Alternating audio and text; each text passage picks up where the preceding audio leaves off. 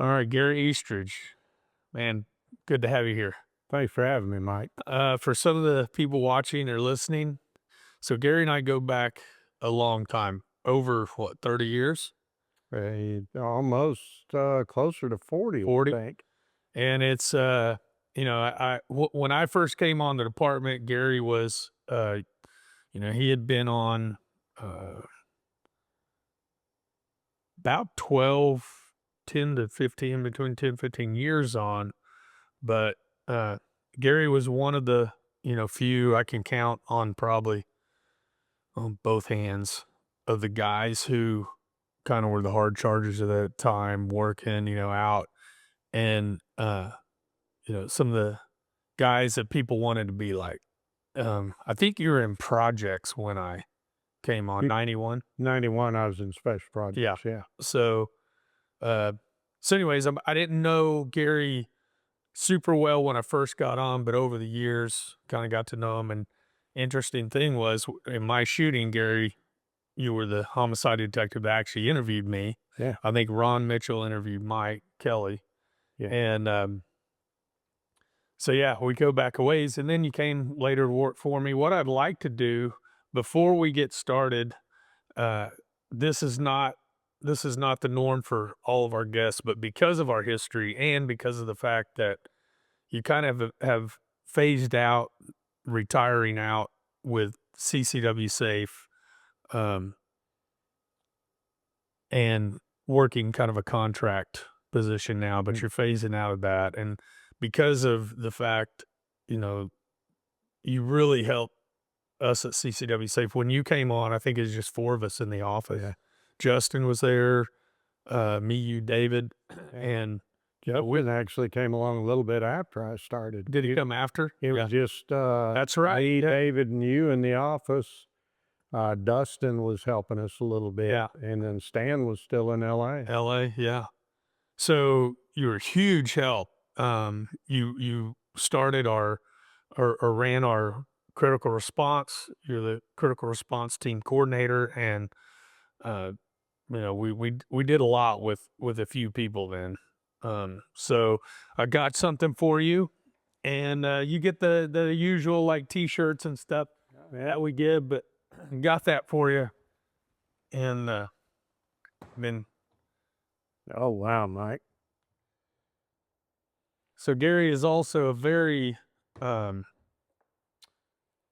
big fan of revolvers. Yeah. And when I came in, I told Justin I wanted to get you something special, and he immediately was, I know what you need to get. Yeah. And that's a prime example. That's a early 50s post-war 357 Magnum. This 3.5-inch barrel was the gun everybody wanted. Really? That era. I have a couple that have not of this vintage. I've got one close to this, but that's what the FBI, the pictures of Ellie Bryce shooting one-handed, that's with a registered Magnum, which was the father of this gun. Wow. So, that's exceptional. Got the ivory grips. Yeah, those are actual ivory. Ivory now is so controlled that it's harder and harder to source ivory grip. They can be sold within a state, but not interstate.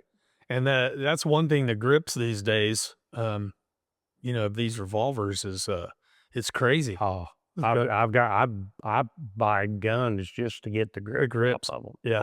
At times. Well, Mike, thank you very, very much. You're welcome. I know that incredible. That was his holster that he had for it. So yeah, Doc Bronny.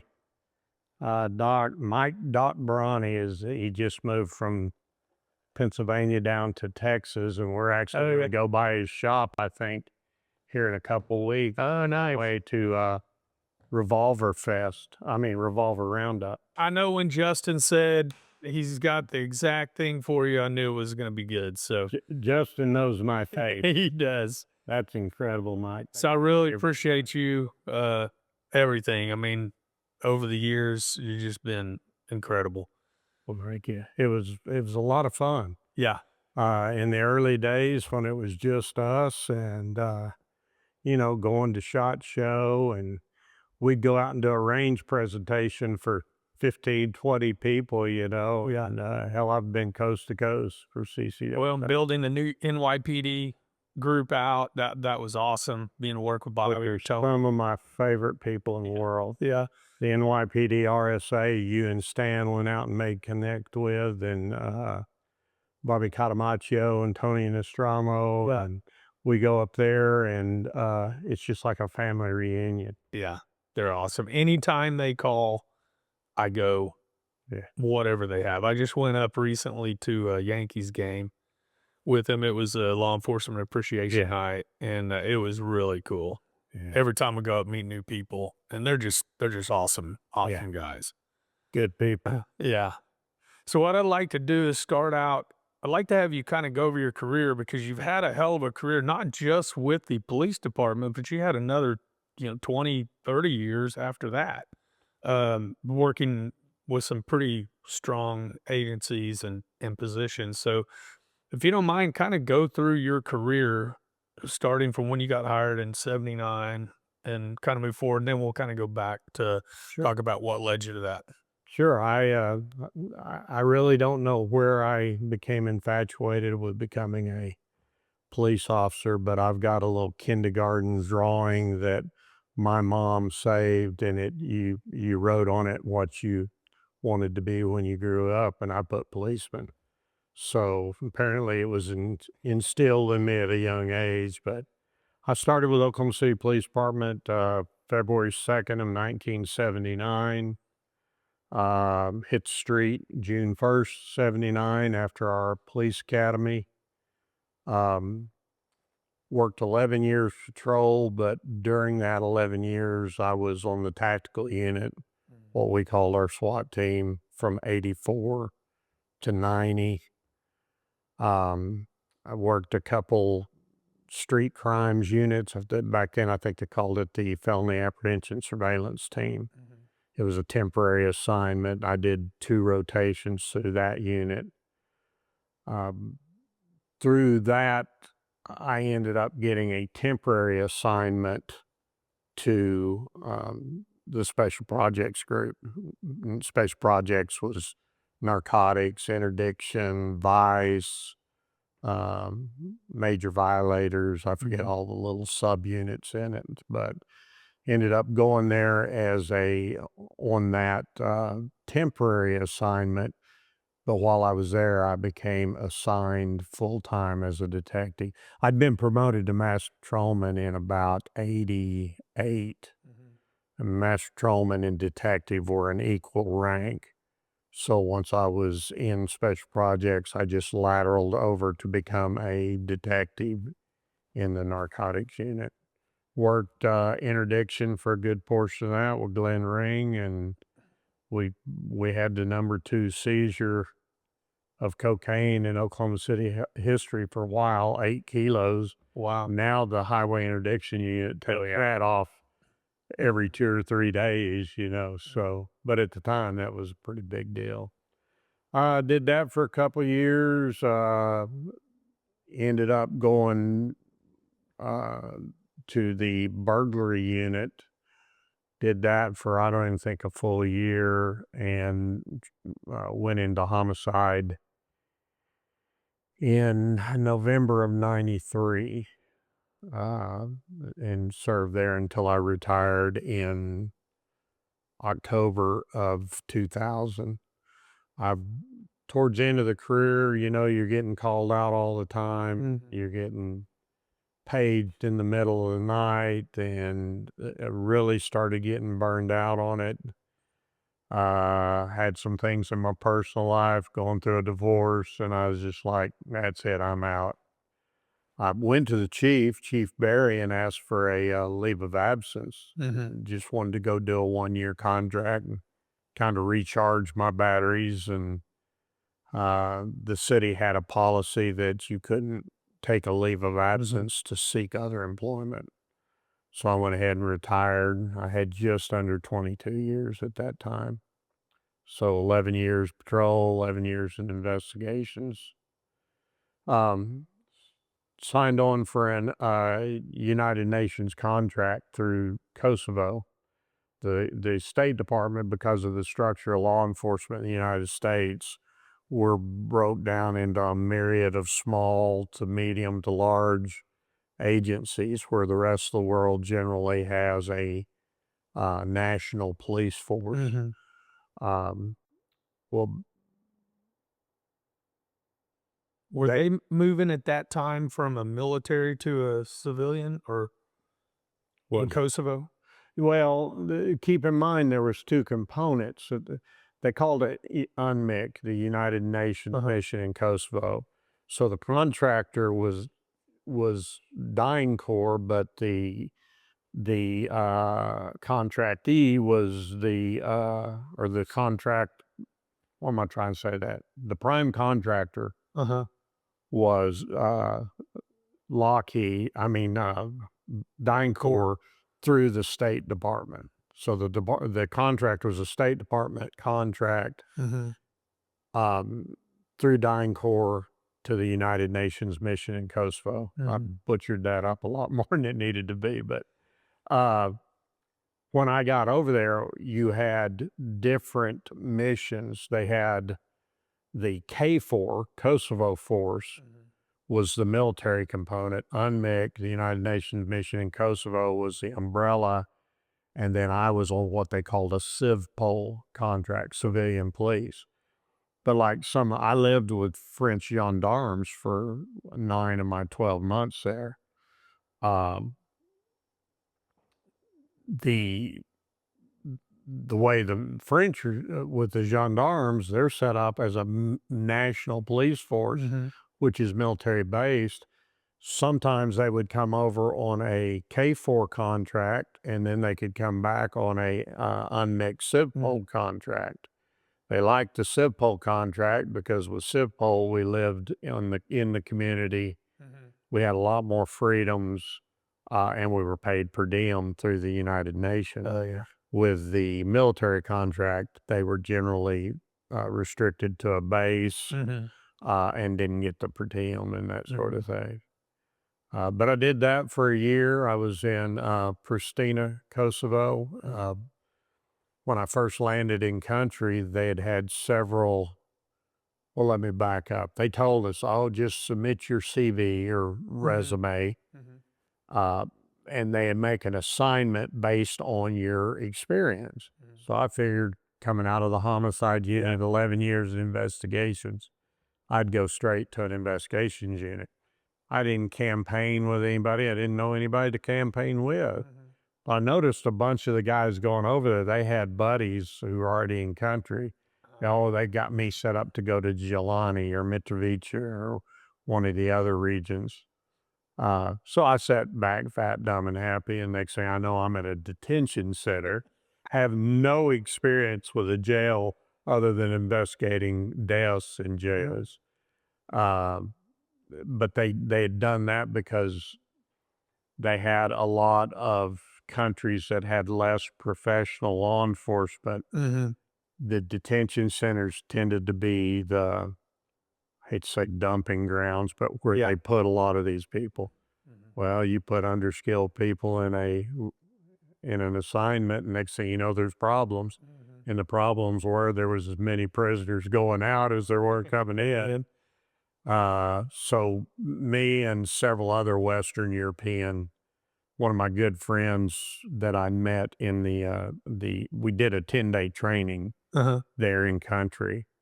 And I met a French guy, Didier Poisonnet, and we both ended up in the detention center. And we were like, they shipped Germans, Austrians, Swedish, Americans, all to this detention center to try to get a handle on the issues. Yeah. So I was there from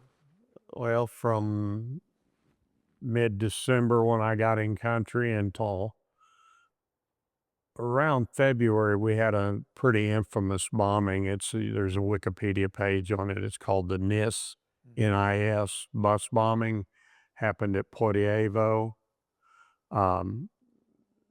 the Serbians population was not able to move freely throughout the country by the time we got there, or by the time I got there, because the Albanians would and the other ethnic minorities would play catch up, Mm-hmm. and if they caught a Serb out, they would kill them. I mean, it was still the hostilities were separated, but if they got a chance at each other, it would happen. But anyway, a lot of the Serbians who had moved back into Serbia proper, because Kosovo is an autonomous province, Mm-hmm. or was at that time, of Serbia. It's now an independent country. Mm-hmm. But anyway, the Swedish K4 were driving a convoy of 3 buses to go visit grave sites, and Albanian named Florian Majupi blew up, put a bunch of landmines under a culvert and command detonated it with a car battery. That created a demand for people with homicide investigation backgrounds. And that is how I actually ended up getting assigned to the Pristina Murder Squad.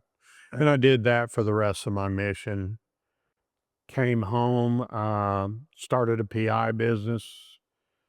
About that time, 9/11 had happened while I was in Kosovo. It was actually in Berlin on CTO. But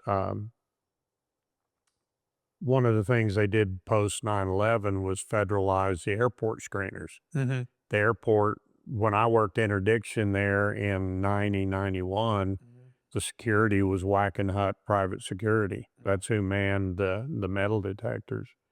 So I believe it was George Bush signed the order to federalize the screeners. There was a company called Homeland Security Corporation.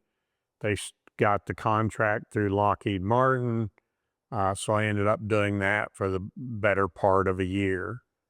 Well, when that petered out, Bobby Tidwell, one of my favorite people ever, probably the leader I have the most respect for in the police department. He called me up and he said, "Hey, I'm working at the medical board. Do you want to come down here and do investigations on doctors?" So I said, "Yeah, sounds interesting." So I went and was doing that along with my PI business. I was what they call a 999 employee. As long as you don't work over 999 hours in a year, that's basically 6 months. They could pay you and not pay benefits and that sort of thing. Yeah. Which I'd kept all my benefits from the police department, so it worked well for me. And I was doing that when another old partner called and said, "Hey, the New Orleans Hornets, who had been displaced to Oklahoma City, they're needing a team security guy to travel with them." I was like, "That sounds That was during interesting." Katrina. Yeah, Hurricane Katrina had happened in 05, and the Hornets ended up displaced in Oklahoma City. Yep. and this was their second season in Oklahoma City. And they had decided to hire because they still had a security guy in New Orleans. But I traveled with them for one NBA season from 06 to 07. Well, towards November, I guess, of 06, a assistant district attorney I had worked for, or I hadn't worked for, he had handled a bunch of my homicide cases. We had a good working relationship. David Prater, he calls me up and he says, "Hey, I just won election for DA. You want to be my chief investigator?" And I said, "Well, that sounds interesting. I guess I'll try that." So I did that for 10 years, which was one of the most rewarding law enforcement jobs that I personally experienced, largely because I was able to provide a little bit of a buffer between the police department and the district attorney's office.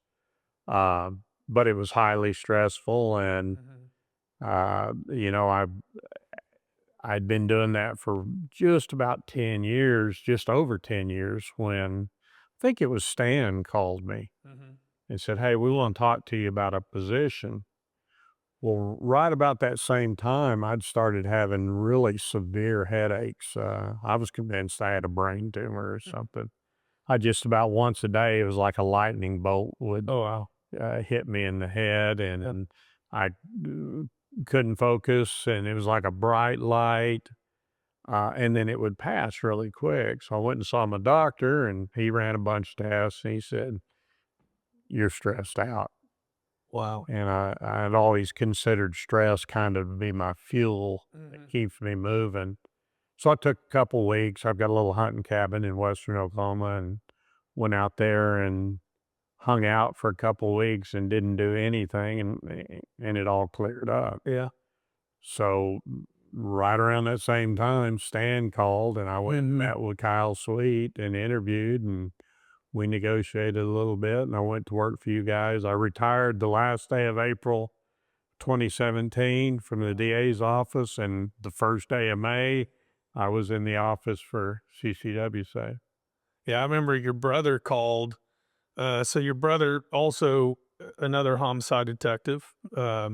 We'll kind of get into that here in a minute. But so I worked with him a lot when I Mhm. was with ATF in Dallas, and we got pretty good friends. And he, I remember him calling and saying, "Yeah, if y'all need some help, Gary, he's looking for something, kind of move away from the DA's office." And I was like, "Man, that's like a perfect fit." So I think I called Stan and Kyle, talked to them, and I think Stan is the one who reached out to you on it.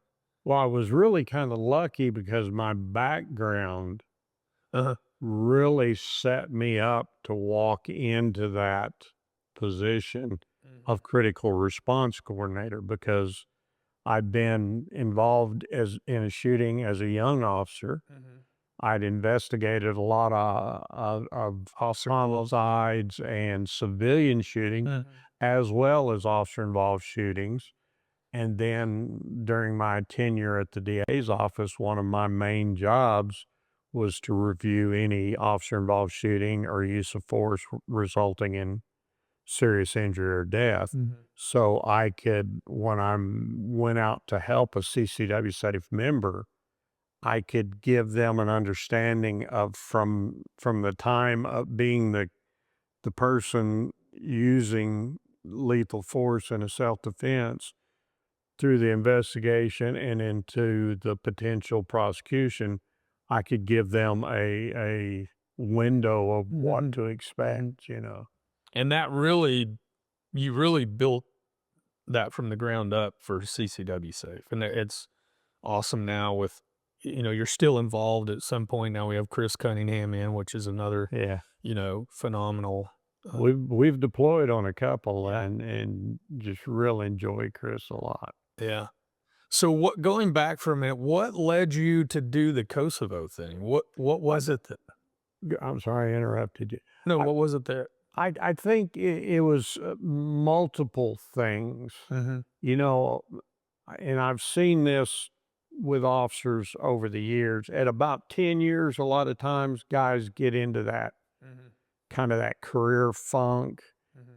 You're spinning your wheels, and it's the criminal justice system is can be so frustrating, and it impacts your family life, your personal life. I can't count the number of birthdays, holidays, special occurrences that you miss because duty first. Mhm. And then I had gotten married, and that didn't last very long, and so I was well, let me back up again. 10 years that happens, and then you kind of valley out. And then I think at around 20 years, Mhm. you really start that again. And I was going through that. Nobody has the courtesy of getting killed at Yeah. noon. They're all Yeah. killed at midnight Yeah. or 4 in the morning or whatever, or everybody, there's multiple in one weekend, and you Mhm. can't keep one case straight for the other. And I researched Kosovo. I'd actually known a former Oklahoma City officer who went to OBN, Jerry King. I don't know if you ever knew him. He left long before you came on. Good guy. Haven't heard from him in a long time, but anyway, he had done that contract. Oh, this OBN, the same contract. OBN would allow leaves of absence. Oh, So okay. he went over there, did the year, and then came back. A lot of guys did it because it wasn't, you didn't get rich on it, but it Right. was a good contract. And a lot of guys would go over there and pay off a lot of debts and then come back sitting in a better position. Mm-hmm. So after talking to him and kind of researching the Balkans conflict, I read a couple books on it. Uh, I've always liked to travel, but I never really had the resources to do significant travel. Mm-hmm. I had been to Europe one time and knew I wanted to go back. Yeah. So I thought, well, man, if I do this, it's going to check several boxes.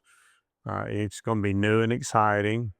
You're going to have the travel opportunities. Financially, I'll be able to pay off some little minor debts and that sort of thing, and should be a great experience. And it really was. I've still got friends in several countries I stay in touch with. Oh, that's cool. Uh, That's cool. So yeah, you can tell people listening what I'm talking about when I said you've got a very interesting career that spans not just the police department, but everything you've done since. So yeah, I've actually been gone from the police department now longer than longer I than was you. there. I was Yeah. there 22 and October 26, which just a couple days ago, Yeah. I've been retired October 20th. I've been retired 25 years. Wow.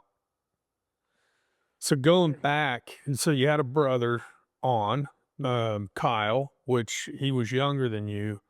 Um, Talk a little bit about where you're from, growing up, like other brothers, sisters, and you've already kind of talked about what led you there, but um, you know, kind of leading up to you applying for the. My, I was born in Tulsa. My mom is a farm girl from Osage County, Oklahoma, between Skiatook and Avant, which 99.9% of people listed will have no idea where those are. But my dad, he was kind of a wanderer in a way. His mom was a traveling preacher, so his whole upbringing was transient. Mhm. Just traveling, setting up churches around the country and that Mhm. sort of thing. He got in the joined the Air Force somewhere around 48 or 49. My mom and him married in 50. Mhm. Um, when they first got married, they lived in Skiatook, which is where they lived when I was born. But he, after getting out of the Air Force, he went to Spartan School of Aeronautics, went to work for FAA in Mhm. Oklahoma City. So we moved to Oklahoma City when I was just a little over a year old. He rode a Harley in the late 50s. It was a black and white Harley.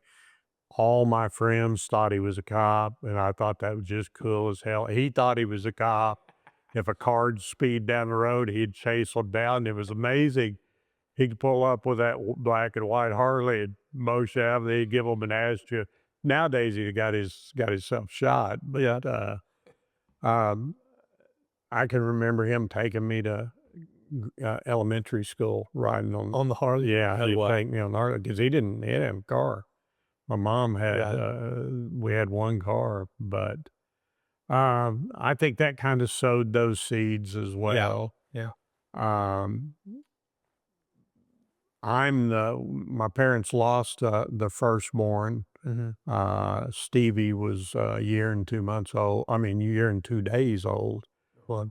when he'd developed leukemia pretty young and passed at a year and 2 days. Then me, then Kendall we're all stacked 3 years apart. Okay. Me, I was born in 57, he's born in 60, Kyle's 63, and then we got a little sister. and I believe she's born either 66 or 67. Yeah, that's it. And I had no idea Kyle wanted to be a police officer. Now, did that come because of you being on, or do you think that was? I would assume to a certain Yeah. degree it was. We've never had a conversation about it. Mhm. It's just one day he tells me, "Hey, I'm starting the academy." Wow. Boy. Now Kyle is he looked like he was from Somalia. He's 6'7". I'm the run of the litter. I'm 6 foot. Uh, Kyle was 6'7" and they made him get up to 165 pounds Wow. at 6'7" to hire him. Yeah. Uh, but he had a good career there and ended up retiring out of the homicide unit as well. He retired while I was at the district attorney's office. Other two, they both work in the private Yeah. sector. And Now, were you and Kyle in Homicide at any point together, or? no, but he actually filled my position when I Okay. retired.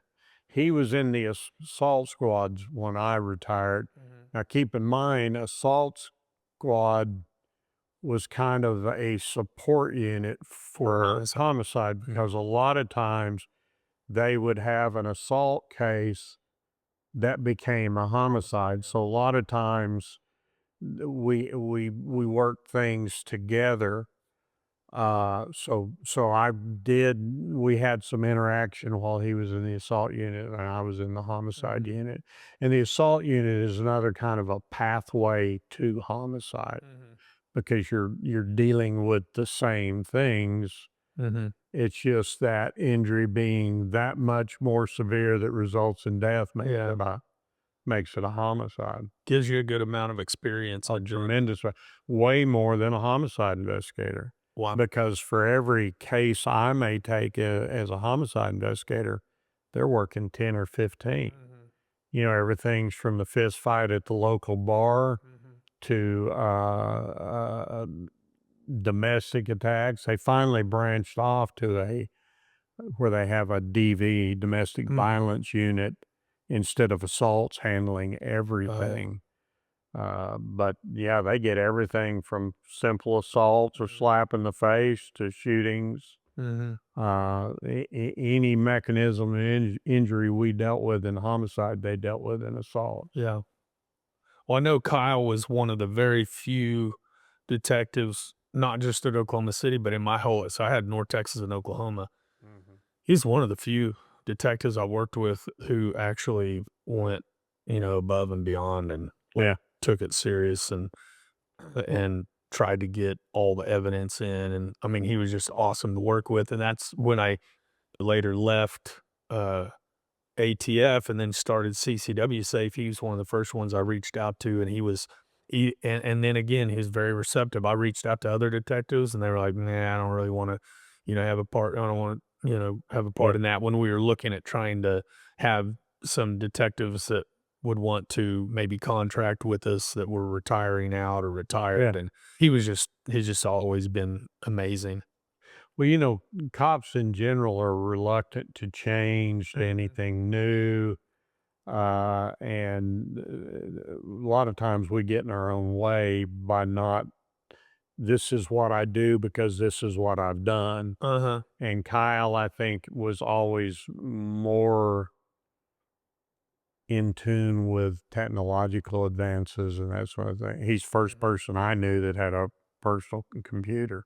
And our dad worked for IBM at that time. Uh, it was years before I got a personal computer. Wow. So, Well, I wanted to ask you about guns too. So, I mean, ever since I've known you, you were a firearms instructor for Oklahoma City police, and you've just always, you have FFL, you've always been into firearms. What got you into firearms? Or what was it, early age or? yeah, it was early on. My dad loved guns, but didn't have many guns. He had a Colt Woodsman 22 semi-automatic pistol. Mhm. He had a Remington 870 20 gauge pump shotgun from the 50s, and he had a Mossberg 22 semi-automatic rifle. My mom was a stay-at-home mom and was very tight with the bunny, and she didn't approve of him buying anything, but he always liked guns. And I think because I was raised where firearms were a part, not necessarily, they were a significant part. I mean, we would, when I turned 14, my granddad gave me a shotgun and kind of followed that pathway that so many did. But I really got into firearms for hunting and for defense work. And I got my first handgun.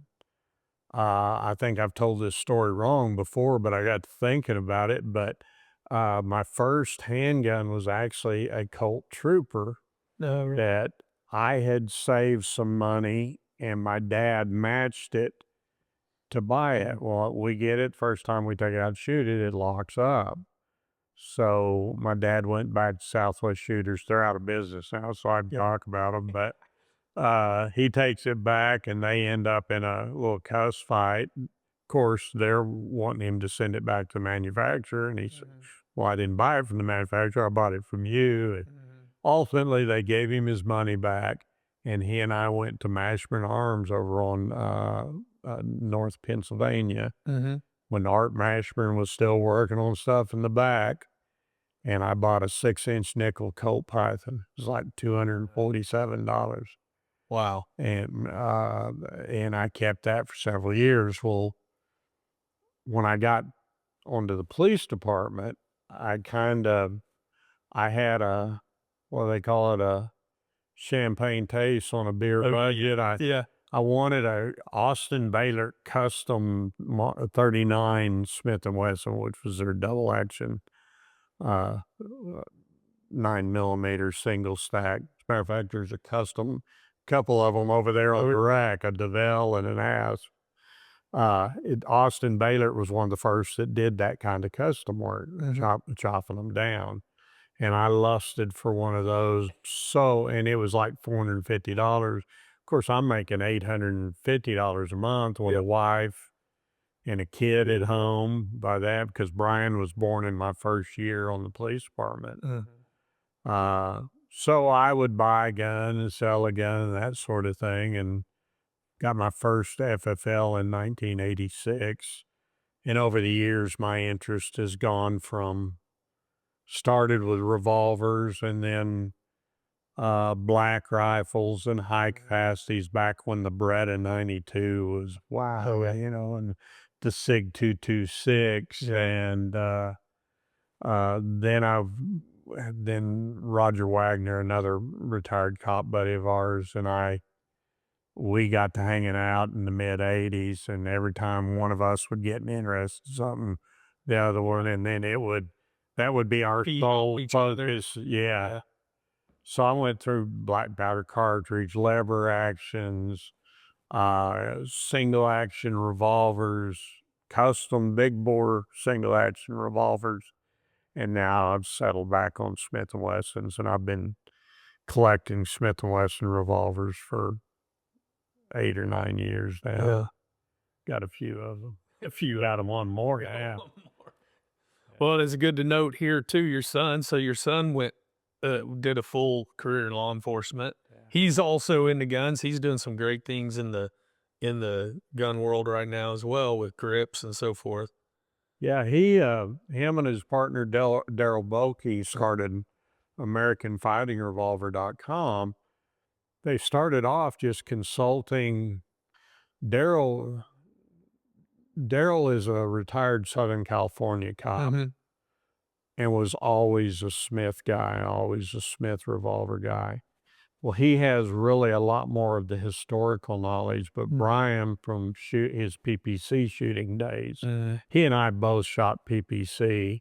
He was better at it than me, and during that time, he really learned how to maintain and work on his own revolvers. and has gotten pretty good with it to the point where they consult with they've done consulting gigs with most of the major manufacturers over the last couple of years. They just finished up Revolver Fest out in South Carolina, and now he's getting into he's kind of going the reverse of mine. He's got into single action revolver. Oh yeah. He was out here at the range yesterday with Justin, fire lapping Justin's 45 Blackhawk. Yeah. I And saw that video he put out. Yeah. and Justin said he was amazed at how his groups just doing that fire lapping routine. Yeah. Things that I never took the time or the effort to learn. Yeah. He tends to deep dive into whatever his interest is. Yeah. So let's talk a little bit about go to when you got on the department. Kind of what that was like. Was it the same academy, that we have today? And then kind of maybe talk about, if you have a few calls that kind of stand out in your mind. Yeah. Back then I had applied once before or tried to apply, but I was not 21 yet. And the department has gone back and forth. And for a while, they would let you as long as you were 21 before the firearms phase. Okay. Well, they wouldn't let me in, so I turned 21 in September of 78. Is that right? Yeah, 78. And I had completed the application process and started the academies February 2nd of 1979. The hour commitment is relatively the same now. I believe it was 21 weeks when I went through, and it's fluctuated up to about 23, but it's always stayed in about that length of time. I don't know how much it's changed because I haven't. I did some, after my shooting in late '79. They would bring officers who had been involved in deadly force incidents to the academy to speak, but it was just one little block of the instruction. But it was eye-opening for me because it's a lot of people don't realize that police departments are paramilitary.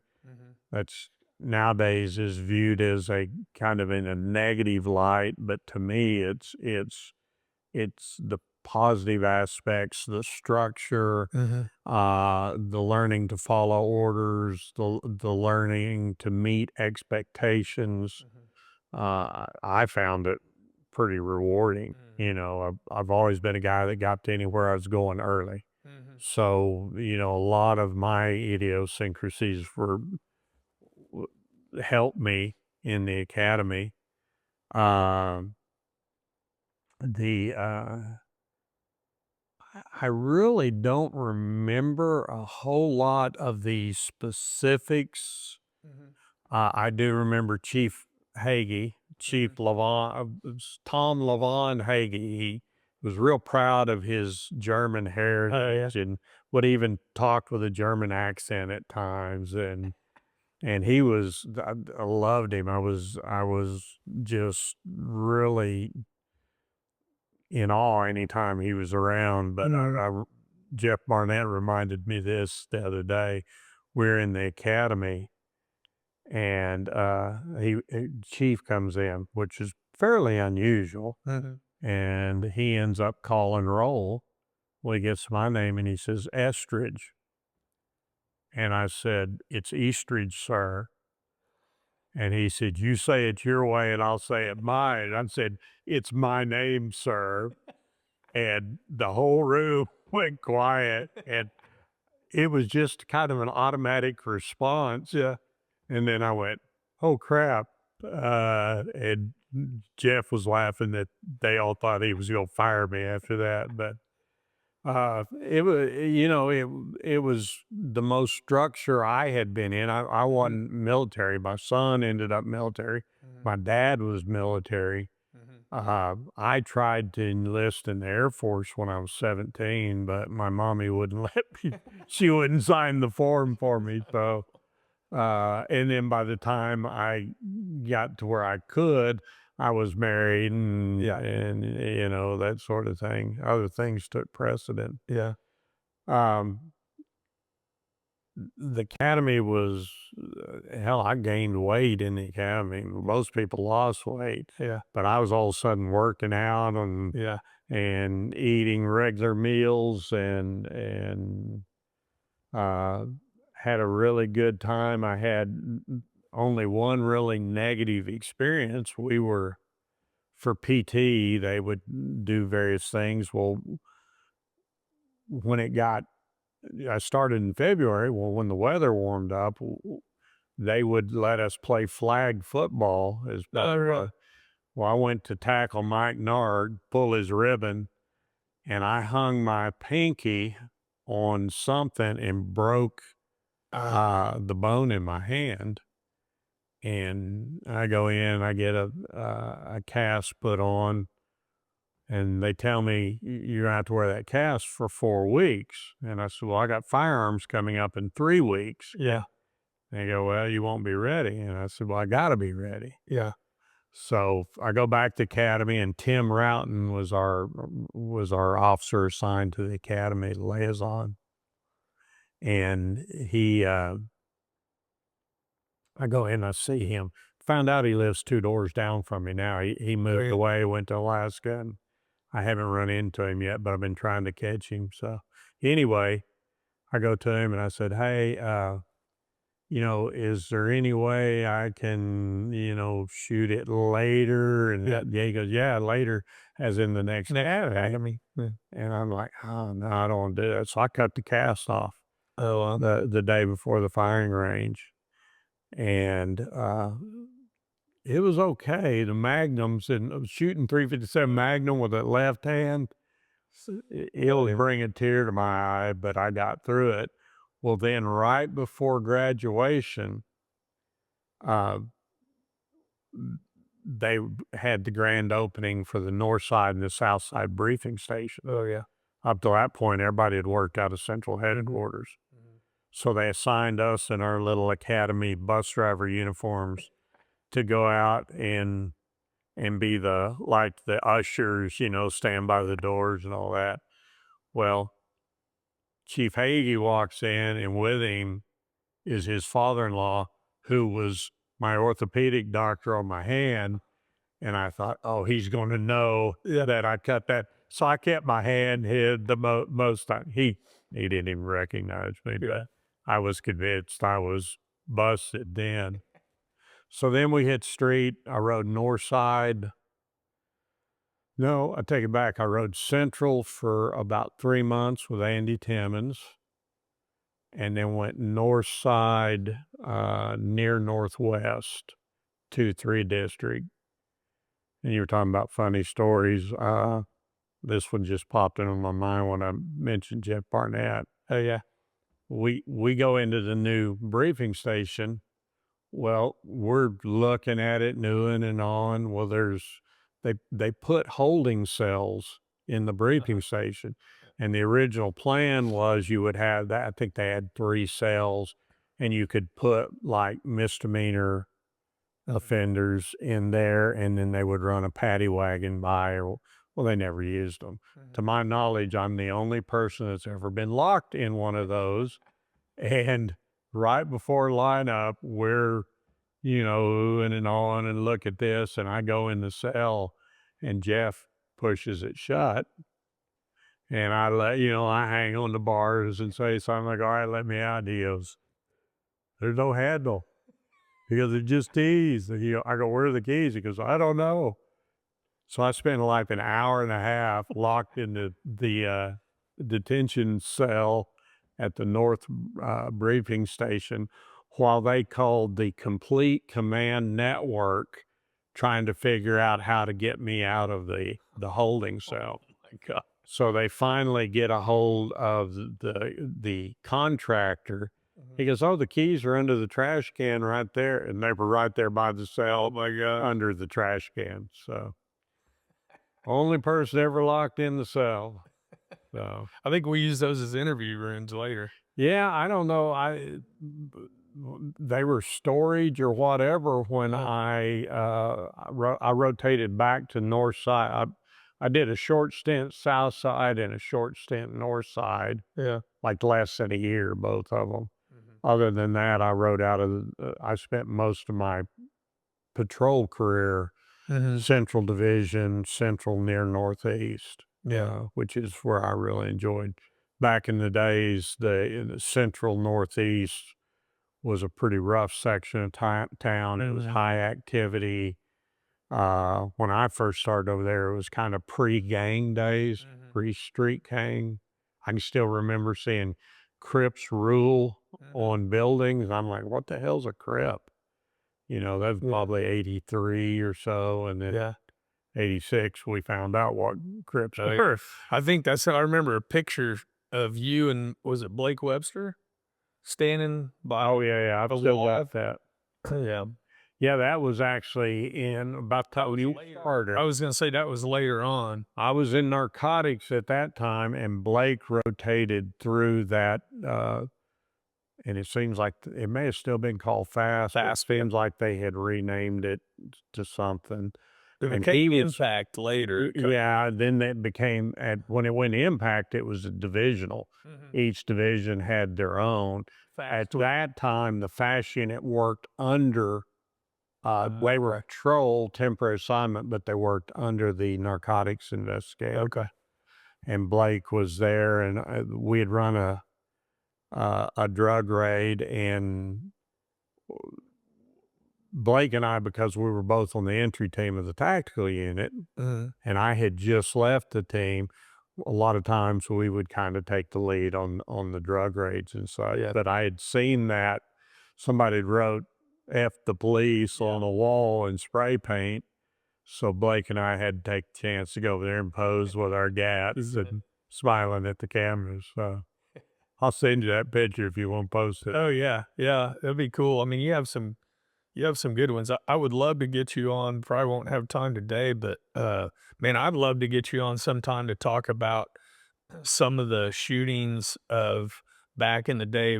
You mentioned Jelly Bryce earlier. You're a big fan of that old, kind of the lawman days, prohibition The days, gangster, gangster yeah. era, and I would really like. Actually, let's try to do that sometime. Let's get you back in and talk some of those because those would be some cool. You know, and things have been really bad for law enforcement for the last few Yeah. years, and although I still think it's just a vocal minority, Yeah. and that the vast majority, of course, some of us have kind of contributed to the problems Mhm. through not policing up our problem children and that Yeah. sort of thing. But you look at that gangster era, Oh yeah. and they were killing cops left and right. Bonnie and Clyde killed numerous, several right here in Oklahoma. Mm-hmm. And then Jelly Bryce is a legendary figure. Of course, Mhm. the problem you run into in a lot of that is some of it is the provenance is a little bit shaky. You know, a lot of it, I think there's a lot of folklore, Right. and you experience that even today, even when Mhm. I relate on my shooting. I remember it one way, and then when Brian and I did a little video with Brian to document it Mhm. about 2 years ago, and it was funny. He has some Different. Yeah. different recollections that don't jive with mine. Mhm. So you know, you're even when I started in 1979, it was very common to be pulling up reports from the 50s and the Mhm. 60s, the early 70s, and you read some of the reports of that era, and they're not very good. Mhm. Not very, they're not detail oriented Mhm. like hopefully a lot of the law enforcement reports are today. Mhm. Well, I know even in mine, Mike Kelly and I talked a few years back, and we had different kind of accounts, not of the actual shooting, but things surrounding it, kind of the things on the outer layers of it.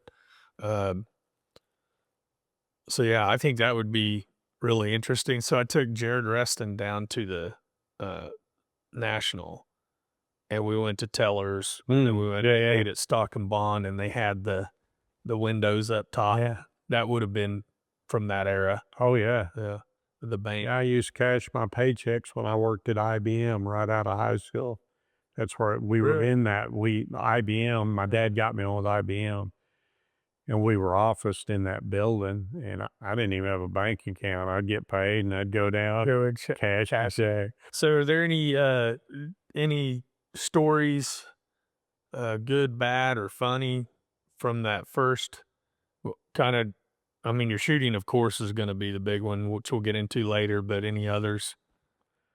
Oh, early on, everything is just so exciting. The only really funny one I can tell, and a lot of people, this may offend people, so I'll try to make it as least offensive as possible. Cops develop a dark humor. Mhm. You deal with so much unpleasant that you have to learn to laugh at it versus letting it eat you up. Well, I was a brand new patrolman, and I'm riding with Andy Timmons, and Andy had on, I think, 10 years, so he was the grizzled old veteran. We broke line up when we went to Cattleman's to drink coffee, and I'm like, just can't wait to get out and chase somebody or something. And we had beat cops that we would, Wayne Whitley, Elroy Croker, Wayne Hamilton, Wayne Hambone, they called him. He'd walked the beat down there in Packtown for like 30 years or something. But he was on day shift, so I never really saw him. I worked 4:30 at night till 2:30 in the morning. But one night we see at Exchange in Agnew, Jelly Bryce supposedly shot his first person right out in front there. Wow. But we see the beat cop, Wayne Whitley, and Wayne was a great guy. And we pull in and we're visiting with him. Well, a couple of homicide detectives pull in. And now we got this little, and here I am, and my eyes are that big, and the homicide detectives to me are just the ultimate cop. Yeah. And whatever your unit or whatever is, I'm sure everybody does the same. But way back then, homicide detectives were just the top of the top for me. The mere fact they would acknowledge me made I'm 7 foot tall by the time of it, and Bill Harrison, and may he rest in peace. He's long gone. Bill Harrison comes over and he goes, "Hey, rookie, how are you?" I said, "Good, sir." And he goes, "How's it going out here? You learning?" I go, "Yes, sir. I'm enjoying it." And he goes, "Great." He goes, "Want to see a picture of my girlfriend?" "Yes, sir." And he pops a Polaroid. But even when I went to Homicide in 93, we were using Polaroids to document the scene, and then we would go back and we would have a briefing, because this is pre-digital camera days.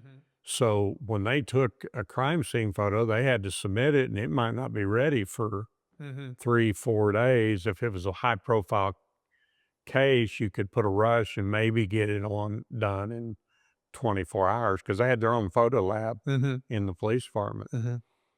So he pulls a Polaroid out of his suit coat pocket, and he hands it to me. And I looked at it, and I'm trying to figure out what I'm looking at. I see Bill, and he's got his arm around this person who's got their head cocked at kind of a funny angle, and it is the homeliest transvestite male with a wig and makeup and the whole bit. I mean, I don't know that's what it is. I just think his girlfriend's not very attractive.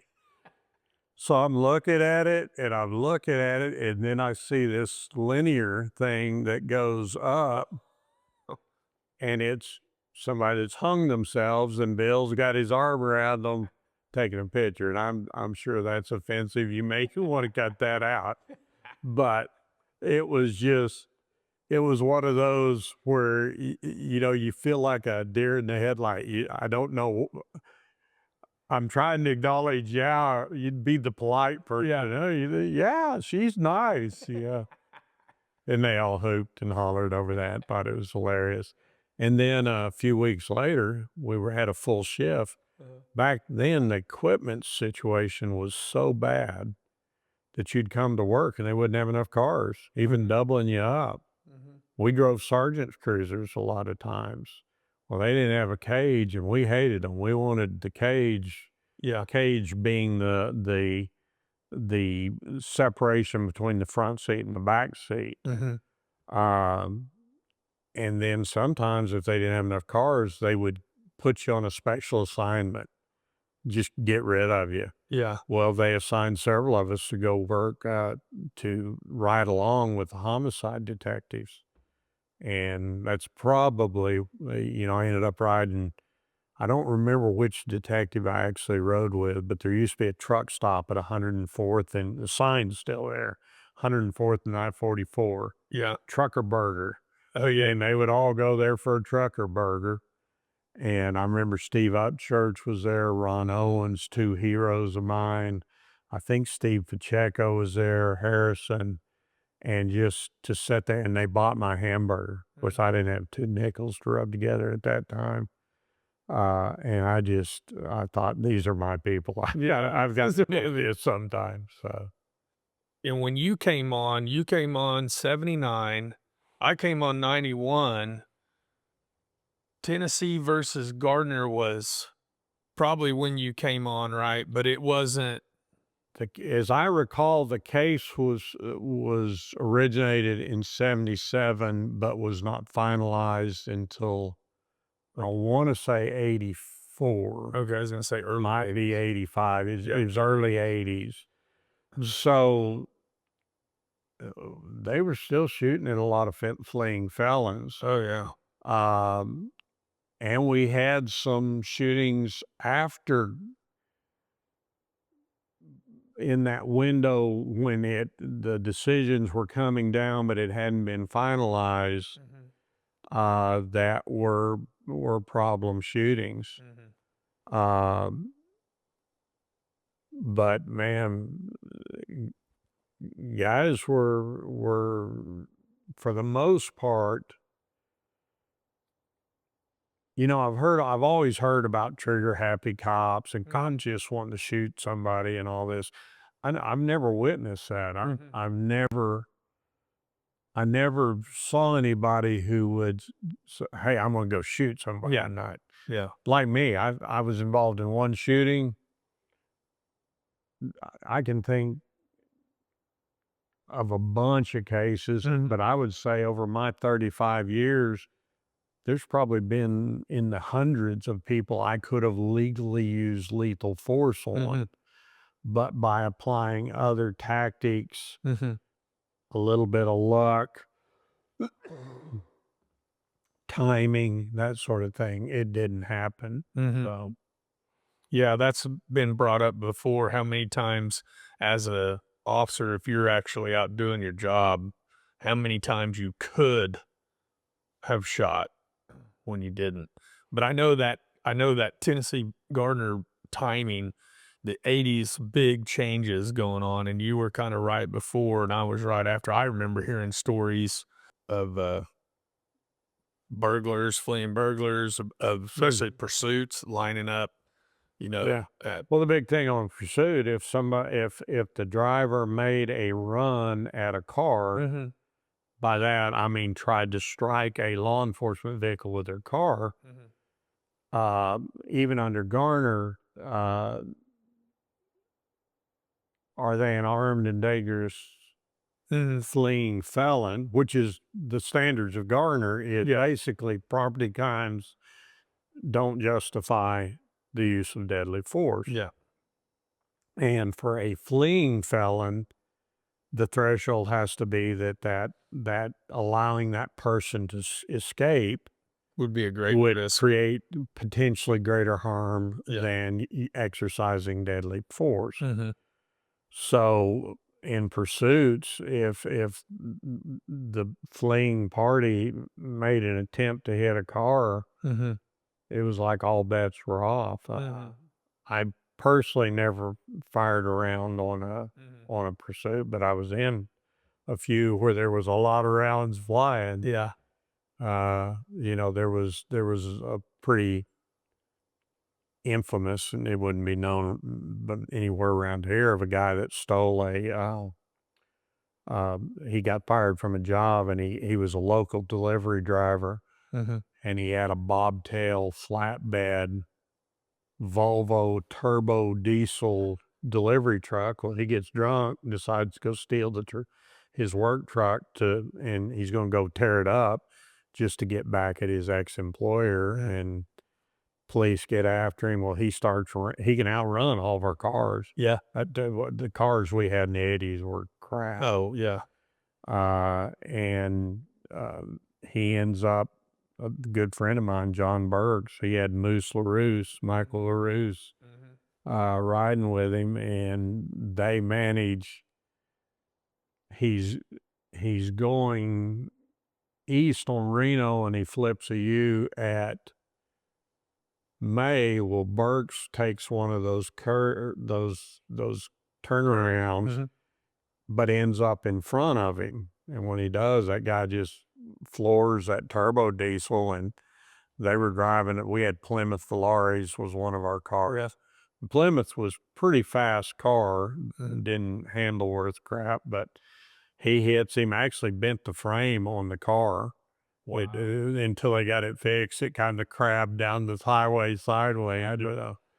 And Moose, I think, is the only person who admitted firing at the guy, and it had like 46 bullet holes in it. Wow. But he had a big headache crack that was just deflecting rounds. And everything. Yeah, I think he had one little grazing wound on his shoulder. So. Wow. Yeah, I remember. I think the first car when I came out of the academy, I got a Plymouth, and it was old, and I remember going on traffic. When you'd hit your traffic lights, it would spin, and you could hear it spinning, and it would stop. So you'd have to like hit the ceiling with our wheeling. Yeah. Well, and then, that's the other thing. I'm deaf now. Yeah. Part of the reason is they mounted the damn siren. Yeah, right. On the light bar. Well, if you measured from it's literally that far. Yeah. Above your ear, and you got that siren screaming, and a lot of the technology advances and the equipment advances nowadays. They had prior to when I got on, the policy still forbid any radio other than a police radio in the car. So we all carried boom boxes with us to listen to music and whatever. When I started, we had 78 AMC Matadors. We had, in 80, we got, what was the Chevrolet? It was smaller than a Capri. It was a mid-size, and it was a pretty good car. We had some 78 Novas that were four-door 78 Novas. Wow. They were fast, but they'd get you in trouble. The one I had, the floor pans were rusted out of. Really? You would have to get every night before shift, you'd find a cardboard box and put you a patch over the hole. Wow. The equipment was worn out. Half the cars I drove had 150,000 plus miles on. And it really wasn't until the later 80s that the equipment started improving. And now you see, more suppressor use, red dots. You see the the load-bearing vests. yeah, the uniforms. That's I- huge. I've got back issues. Mm. Every cop I know over 40 years old who did any length of time in patrols got back issues Mm-hmm. because you sat in a car with 15 pounds strapped to your waist, Mm-hmm. and you sat and you do nothing for hours on end, and then all of a sudden you're jump and you run and you're jumping over fences, and I've got a bum knee from chasing a car thief and Mm-hmm. tearing up knees. You got all that weight that just drives onto you. And a lot of these, like the load bearing vest, is supposed to really help with some of those back issues. Yeah, I'm maybe a little bit faster if I would have had one of those. I'll tell you, and we used to do things like get black tennis shoes Yeah. against policy, Yeah. but we'd wear our what were those trooper boots? Black full on trooper boots. Yeah. As soon as we get in the scout car, we'd peel them off, put some black tennis shoes on for chasing. Yeah. And we did the wrong thing for the right reasons a lot of times. Yeah. Sometimes guys do the wrong things for the right reasons. Sometimes it's reversed. Reverse. Yeah. Yeah. You mentioned earlier Crips when they first started coming, didn't know what that was. You saw that real big impact and influx of that. What was that like? That was the first time that I saw politics start to play a role in law enforcement. Probably around 84 or 5, you start seeing the blues and the LA Raiders hats, Mm-hmm. and then the red colors and Pyru and all these different things. Well, we had a chief at that time, Dave McBride, which Dave is kind of a polarizing figure. Some people like him, some people didn't. He's passed away several years ago. He was always okay with me, but he would not acknowledge we had a gang problem. I remember that, yeah. To the point where we were ordered not to say drive-by shooting on the radio. Mm-hmm. He also didn't want us to broadcast anything negative if it occurred in Bricktown, because that was the entertainment district. And it was somewhat confusing. You're out here trying to do your job and you're like, what do I call it? A mobile ADW? It's a drive-by shooting. And then you fast forward just 86, 87, it was that way. And then by about 90, 91, you've got a gang unit and you've got detectives assigned to a drive-by shooting unit. Yeah. That just a few years before you couldn't even use that terminology on the radio. We had a chief change in that time too, because when I first came on, Sam Gonzalez, I interviewed with McBride, but by the time I got hired, we had and Gonzalez, who was another kind of polarizing guy. He just passed away here not too long ago. He had come from Dallas, and I think things in law enforcement tend to start on the coast and come inward. And I think Dallas, being a bigger city, was experiencing the issues before we were. And then I assume because of that experience and just the national trends, the Chiefs Police Association, all your upper command go to those conferences, and they're all dealing with gang issues. And I think at some point they realize that burying your head in the sand doesn't make the problem go away. Yeah. But that was also, I still remember when we had a little Jamaican influx. Yeah. And that was, the Jamaicans were notoriously violent, and violence against law enforcement hell, we knew all the Crips and the Bloods. Most of the guys like you knew them all by name. Now, they would do something if they got a chance, but, you know, how many of them you have call you Mr. Darter? I mean, I didn't remember starting, hey, Mr. Eastridge, I'm not doing anything. Everything's good. All right. Yeah. But it was really interesting to see that transition. Then where it really impacted me is when I went to Homicide, Yeah.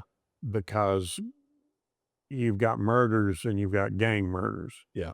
And with gang murders, you're dealing with almost an organized crime type element with the same things affiliated with the mafia gang. You got the code of silence. You got, you know, snitches get stitches. You get the retaliation against witnesses or the intimidation against witnesses.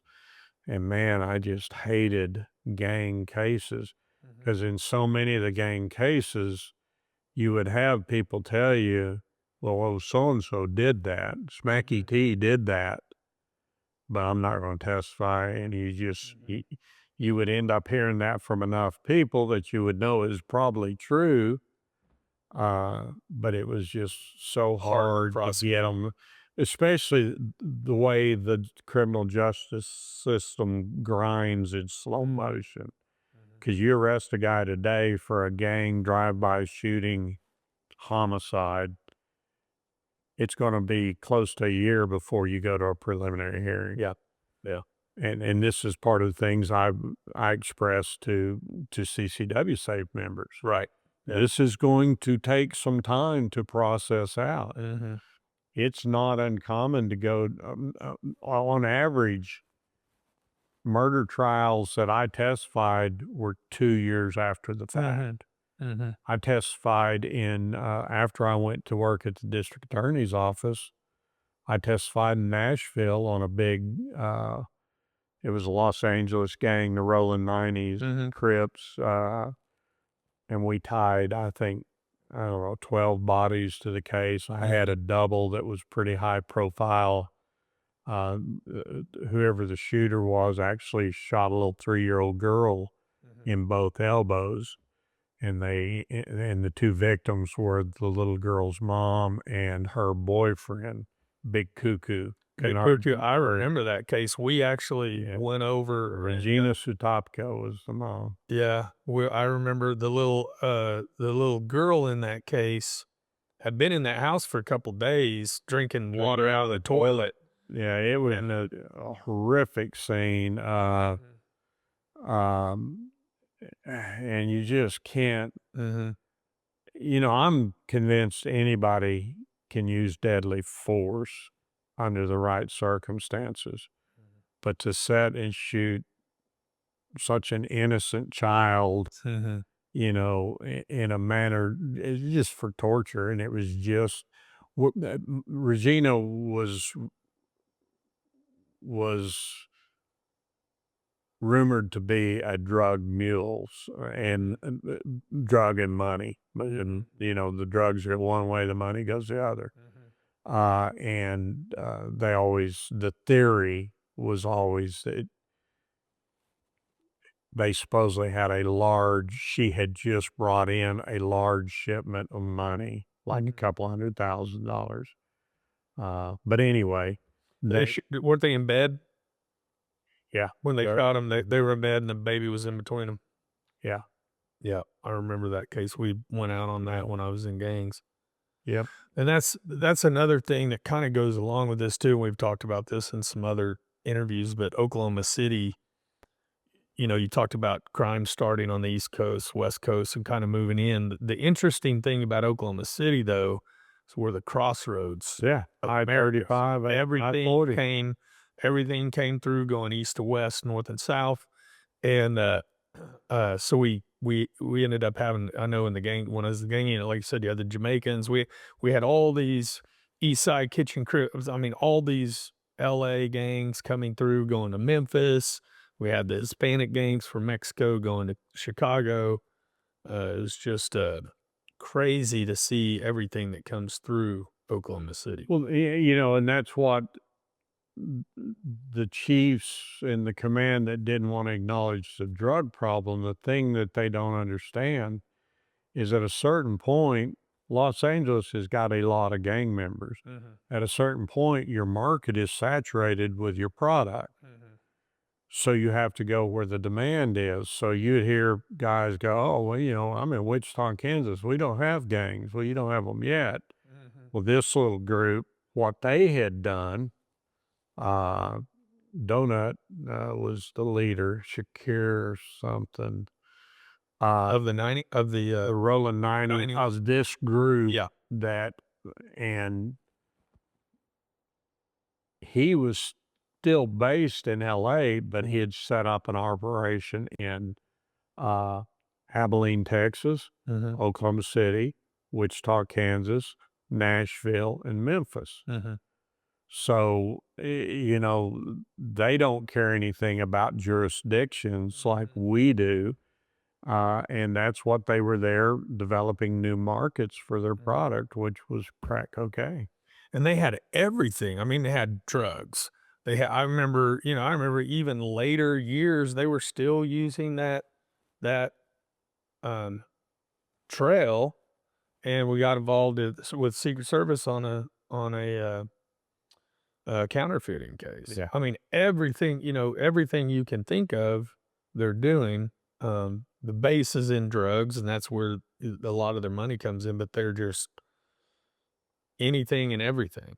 Well, and what you're starting to see, in a lot of ways, they've kind of modeled after the Italian mafia. What you see with the mafia is a move to branch into legitimate businesses to launder illegal profits from. And there's even been some that have claimed to have transitioned fully to legitimate business. Yeah. Now they're built on a foundation poured with cartel and everything. Yeah. The gang here in Oklahoma City was, and I don't know what the situation is out there now. The only thing I will say is I keep up because at the DA's office, one of my responsibilities was the commit unit, the Central Oklahoma Metro Interdiction Team. And one of my investigators was the director. So I stayed on top of the seizures and that sort of thing. And like I said earlier, Glenn Ring and I got 8 kilos at the bus station, and it was, oh, wow. And now any interdiction officer out there walks in with 15, 20 kilos on any unit will have that seizure every couple of weeks. It's just the war on drugs. The other thing is I could remember the little bit of undercover work I did. I remember we bought a pound of methamphetamine. It was like $14,000. And I talked to a guy an investigator that was one of my DA investigators, but I signed him to DEA. He said right now pounds are under $1,000. Wow. That tells you that the war on drugs they're producing it faster than we can seize it. Yeah. If the values, in theory, if you've got effective enforcement actions, that value should go up because there's less of it because you're seizing more of it. But frustrating. It was a lot of fun. Yeah, and we had a lot of good times. Let's get into your shooting, and we'll kind of go from there. Okay. So kind of set it up with, and I don't know if you remember, I mean, what year it was, but kind of if you remember, leading up maybe that work week up to that shooting, if you can. Okay.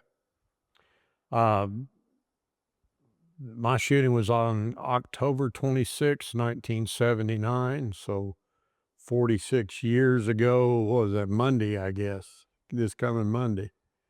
Or is this 20? So you'd been on a short time. 5 months. I'd been on the street 5 months. Wow. I got out of the academy in June of 79, which reminds me of a funny story, but that's June 1st, 79, I hit the street.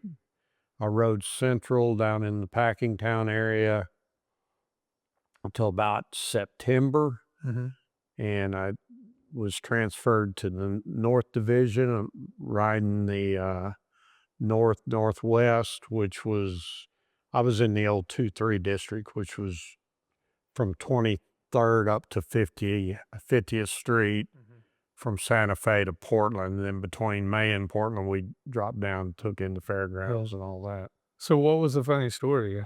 Oh, the funny story was June 1st, 79, first day, and I always got to work early. Still, it's an old habit. I got there, and there's several of us rookies standing around, and of course we're all keyed to the max. We're getting ready to go do battle, and all of a sudden you hear a gunshot. Boom!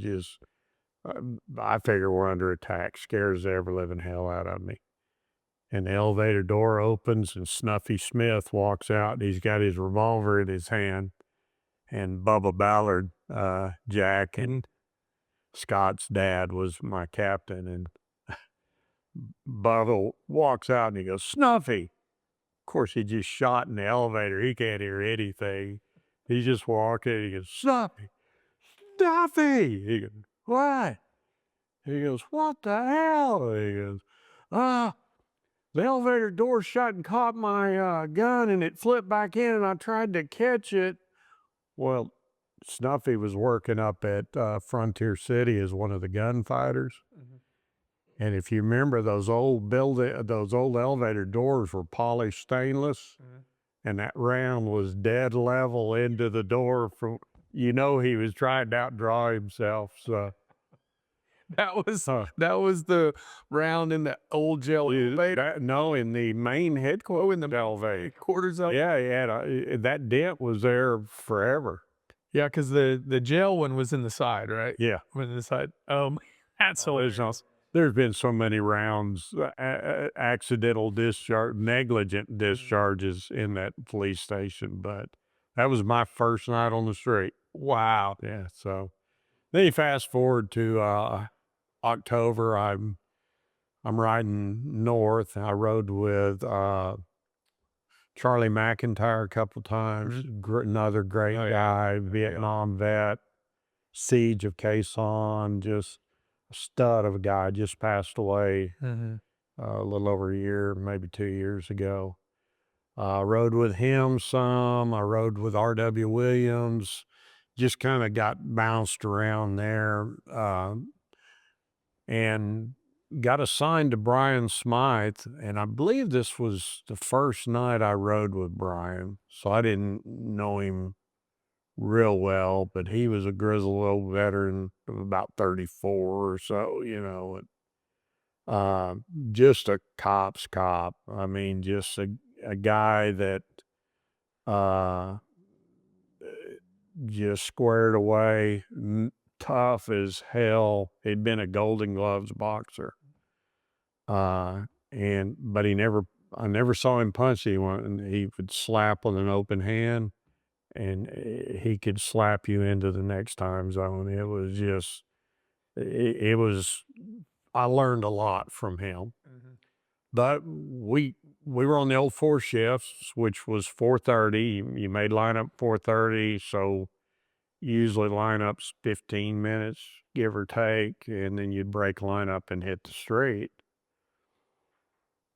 So about the time we hit the street, the robbery alert tone went off, and they announced a robbery, an armed robbery of a pharmacy. Seems like it was up further north. I don't recall exactly, but I never even processed it. It wasn't in my district. I've got 5 months on. I'm viewing this world just in a district versus, criminals can actually go from district to district. So I never even considered that. But we were out on just routine patrol, and they gave us a call to 2212 and a half, North Portland. Somebody just posted it on the Facebook page the other day, a picture of that building. It was the Linhart Sewing Machine Center downstairs, and upstairs was a little cheap apartment. Mm-hmm. Well, our call was to attempt to pick up a walkaway from DOC. You know, back in those days, DOC was bought up several of the old rundown motels around town and made them work release centers. Well, this guy had, and I don't remember the name of the guy that we were looking for. He had gone to prison on a forgery conviction. So I'm not even, my threat meter is not even pinging, you know. Brian told me later that when things started developing, he was aware of that robbery and probably put it together. But long story short, went up staircase, knocked on the door. Brian went up the staircase. I was watching the back of the building in case the guy tried to flee. Knocked on the door, and a guy named Harold Dean Clifton answered the door. Harold Dean was a multiple-time convicted armed robber. Within a year after this incident, he ended up murdering Joe Lamb, who was a drug dealer on the south side. And last I checked was still in DOC. He'd be bumping 80 now, so he may not still be alive. Anyway, we asked, when the guy answered, I came around, went up the stairs, and Brian said, you know, we're looking for so-and-so. And he said, no one here by that name. We talked our way into the apartment. Well, it was full of assholes. I mean, we were knee deep in assholes. There was a lady named Dorothy Clark Potter. I can remember first, middle, and last names 46 years later. She had founded the local chapter of Hope, Help Our Prisoners Exist. The guy we were looking for was actually her son-in-law. So we got inside the apartment. There was Diana Gale Woods, who she just died 6 or 8 years ago. Diana Gale Woods and her husband had killed a guy they thought was Don Landis, an Oklahoma City police detective, and buried him around Melrose and Rockwell somewhere. They were drug dealers. She had done a short stint in prison on that as like an accessory. Her husband was still in prison. Bad drug. These were all drug addicts. And so they thought he was the officer they were going after they him. Thought they had figured out this guy was, they thought was the victim was Don Landis. And Don was working undercover at that time, but the guy they killed was just some innocent mope. I mean, yeah, but they were targeting, because they thought he was an undercover. Then there was Martha Sue Locan,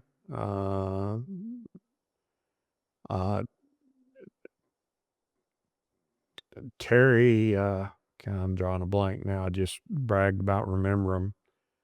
I'll think of his name here in a minute. Terry Lee something. And then the guy we shot was Claude Lee Willis. Well, what we didn't know was they had just robbed the pharmacy. So all of them but Claude Lee Willis were in the living area, and I'm talking a tiny area. We were elbow to elbow. And, you know, you'd ask a question and you're getting answers from 14 different directions. So was the pharmacy robbery the one that came out earlier on the robbery tone? Yes. And for people that don't know, robbery tone is a tone that comes out on the air, and it's one of those that all officers hear and stop everything they're doing. They'll also do it if, like, there's an emergency, like an officer down or something like that. They hit it, and it's just a loud single. It's not like a siren, but it's like one tone of a siren that hits, and then that's for everybody to shut up, stay off the radio unless it's important. Well, Brian asked if he can check, see if this guy was there, and they tell him, yeah, well, he opens the bathroom, and the guy's got the window open, and he's headed towards it.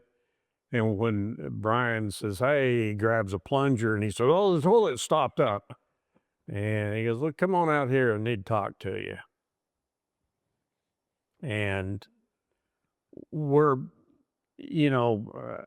like I said, I got 5 months on the street. I'm just trying to follow Brian's lead, and he'll ask the guy a question, and the people will answer it for him. What's your name? Oh, that's Fuzzy. We call him Fuzzy. What's your name? Claude. Well, how do you spell that? And you're trying to ask, and they're all answering. So he finally goes, hey, step outside with us for a minute. He said, all right. Well, the guy didn't have a shirt on, and they toss him a shirt, and he pulls it on. And to this day, I don't know if I don't think the gun was secreted in the shirt. I think he had it tucked down in his crotch. But Brian had kind of done a quick, as much as you can do when you're knee deep in assholes, a quick pat.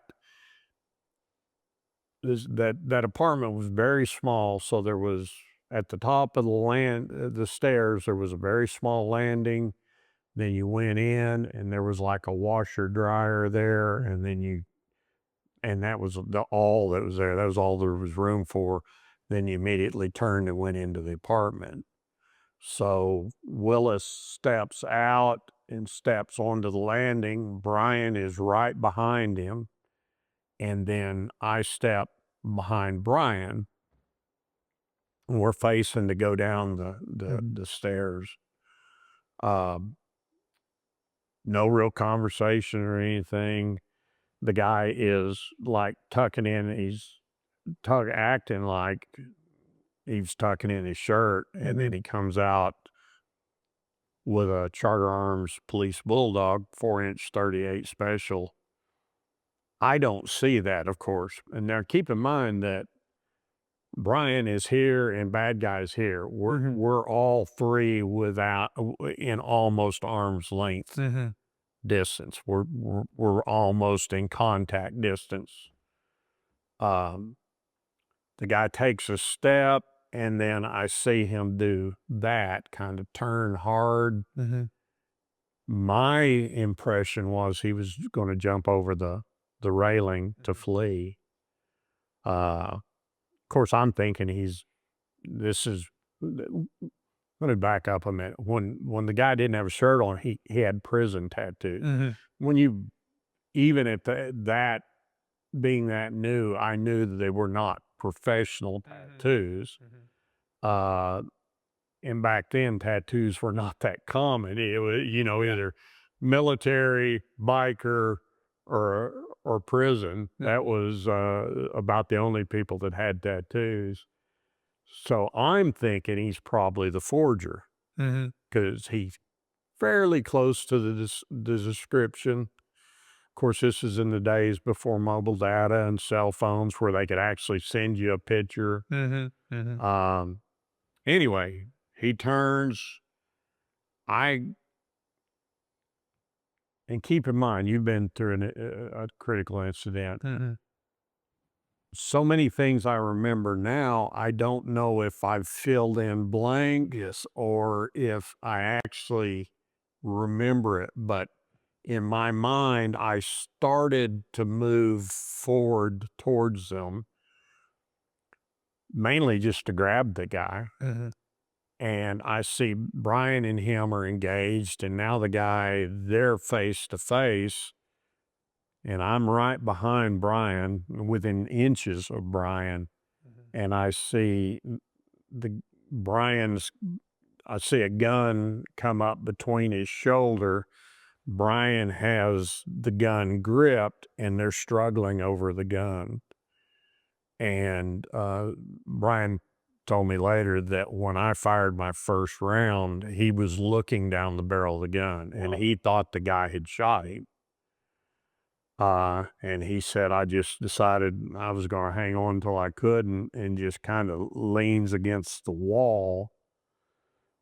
Well, I'm behind when I see the gun. I remember drawing, I was carrying a 4-inch nickel Model 19 Smith & Wesson 357 Magnum. I did what we had trained from the 3-yard line, you know, below eye level. I think I did a roll by. And for those that don't shoot revolvers a lot, a roll by is where you do a partial trigger press, which on a double action revolver will rotate the cylinder. But if you let off before it has completed its cycle, the hammer just follows back down. I think I was second guessing. I was trying to process that threat, and I think I did a roll by. I fired one round. Well, I started firing. It just once I got it going, it was going. And it was so strange because for me, I'd never heard tachypsychia. They didn't tell us all these things that you will experience if you're involved in a shooting. But the bad guy, it was almost like he transitioned into the old police silhouette targets we were shooting. Just almost went black and white, and it slowed down to almost a frame by frame. It just, to me, everything, it was like click, click. And I remember my first round when I fired it, I saw the guy's shirt react, but he didn't react. And I keep firing. And at a certain point, as I'm firing my 5th round, I realize he is almost down. He's fallen backwards. And when I fired my last round, my 5th round, I saw it impact his upper thigh. Excuse me. I saw it impact his upper thigh, and it looked like his leg blew up.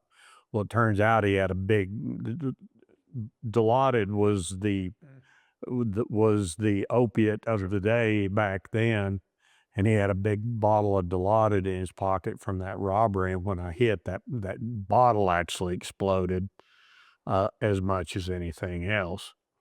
Well, as the shooting is occurring, well, you know how loud a 357 Magnum is, especially got a wall right here. And it sounded like the shots were half mile away. It's like boom, boom, and at a certain point, I realize it's boom, boom, boom, boom, and there's somebody else is shooting. Well, what had happened was, as I'm shooting him, the guy finally turns loose of the gun, and Smythe just turns around and fires 3 rounds from the bad guy's gun. And we hit him all 8 rounds. And I attribute that to the fact that we were kissing distance away, you know, but, guy had a cigarette in his mouth. And I remember when he hit on his back, I'm like, people behind you. And I turned real quick. I knew I had 1 round left. I don't remember consciously counting, but I just remember I've got 5 rounds.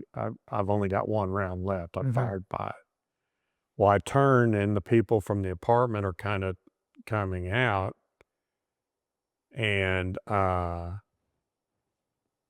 told them to get back. I think I told them to call an ambulance, and they stepped back. Well, we stepped down on the stairs. Well, Willis had hung his foot on a railing, and I thought I kicked his foot loose, and then he still got the cigarette in his mouth, and he bounces down to the bottom. Smythe said I reached down and grabbed his foot and pulled it Mhm. to where he went down, and Brian asked me if I was okay, and I laughed and said, "I think so." I don't remember that at all. He told me that. So the guy stops at the bottom of the steps. I'm trying to get over him so I can get some cover and get reloaded. So I did what I've been told is considered a tactical reload. It just we weren't trained it. It was not anything that I remember reading. I just remember I wanted that one bullet to still be in my gun. So I opened the cylinder, found the live round, dumped the other 5, and we used just loop loaders at that time. Speed loaders weren't approved it yet. And I reloaded, and now everything kind of started slowing back down. It was like everything went back to a normal pace. And I remember there was little wisps of smoke coming up, and Smythe looked at me and said, "I set his head on fire." Uh, but I remember just having a flood of conflicting emotions. Mhm. You know, I was mad at the guy for making me kill him. Uh, I was scared shitless because I realized how close it had came. I knew there was more people still upstairs. I remember, like I say, being angry at the guy, but wishing Amcare, which back before IMSA was Amcare, just wishing they would get here to render aid. I remember looking at the guy and his eyes were already glazed and fixed, and the only movement, he kind of arched his back at one point, and then uh, all signs of life Mhm. uh, quit. And as we're focused on all this, somebody yells at me from behind and like they got shot, because I'm scared, you know, and the old Anchor Lounge was next door. And we were familiar with it. The Outlaws Motorcycle Club Mhm. hung out there. And I'd been in there several times checking different outlaw members or whatever. And but anyway, barmaid comes out and says, "There's somebody trying to get in the back door." So we assume somebody's bailed out the backside. So I run over there while Smythe's covering the staircase, and I stage up and I do a Hawaii 5-0 swing around the corner, and there's that poor Mexican guy looking down the barrel of my Model 19, and he throws his hands up and his eyes get big. Well, he was pushing on the door, and when they opened the door, he just falls into the bar. He's totally unrelated to the deal. Uh, but then they did things real different back then. Um, and I can't remember on yours, did you have a cooling off period or did you go straight down? Went straight down. Yeah. See, they did that the whole time I recall in Homicide. Mhm. Back at the time of my shooting, they took us and they had Brian and I sat in front of a report clerk, stenographer, Mhm. and we gave a statement together. Together. And somewhere at home, I've got a copy of that, and you can't tell who's answering what. And the uh,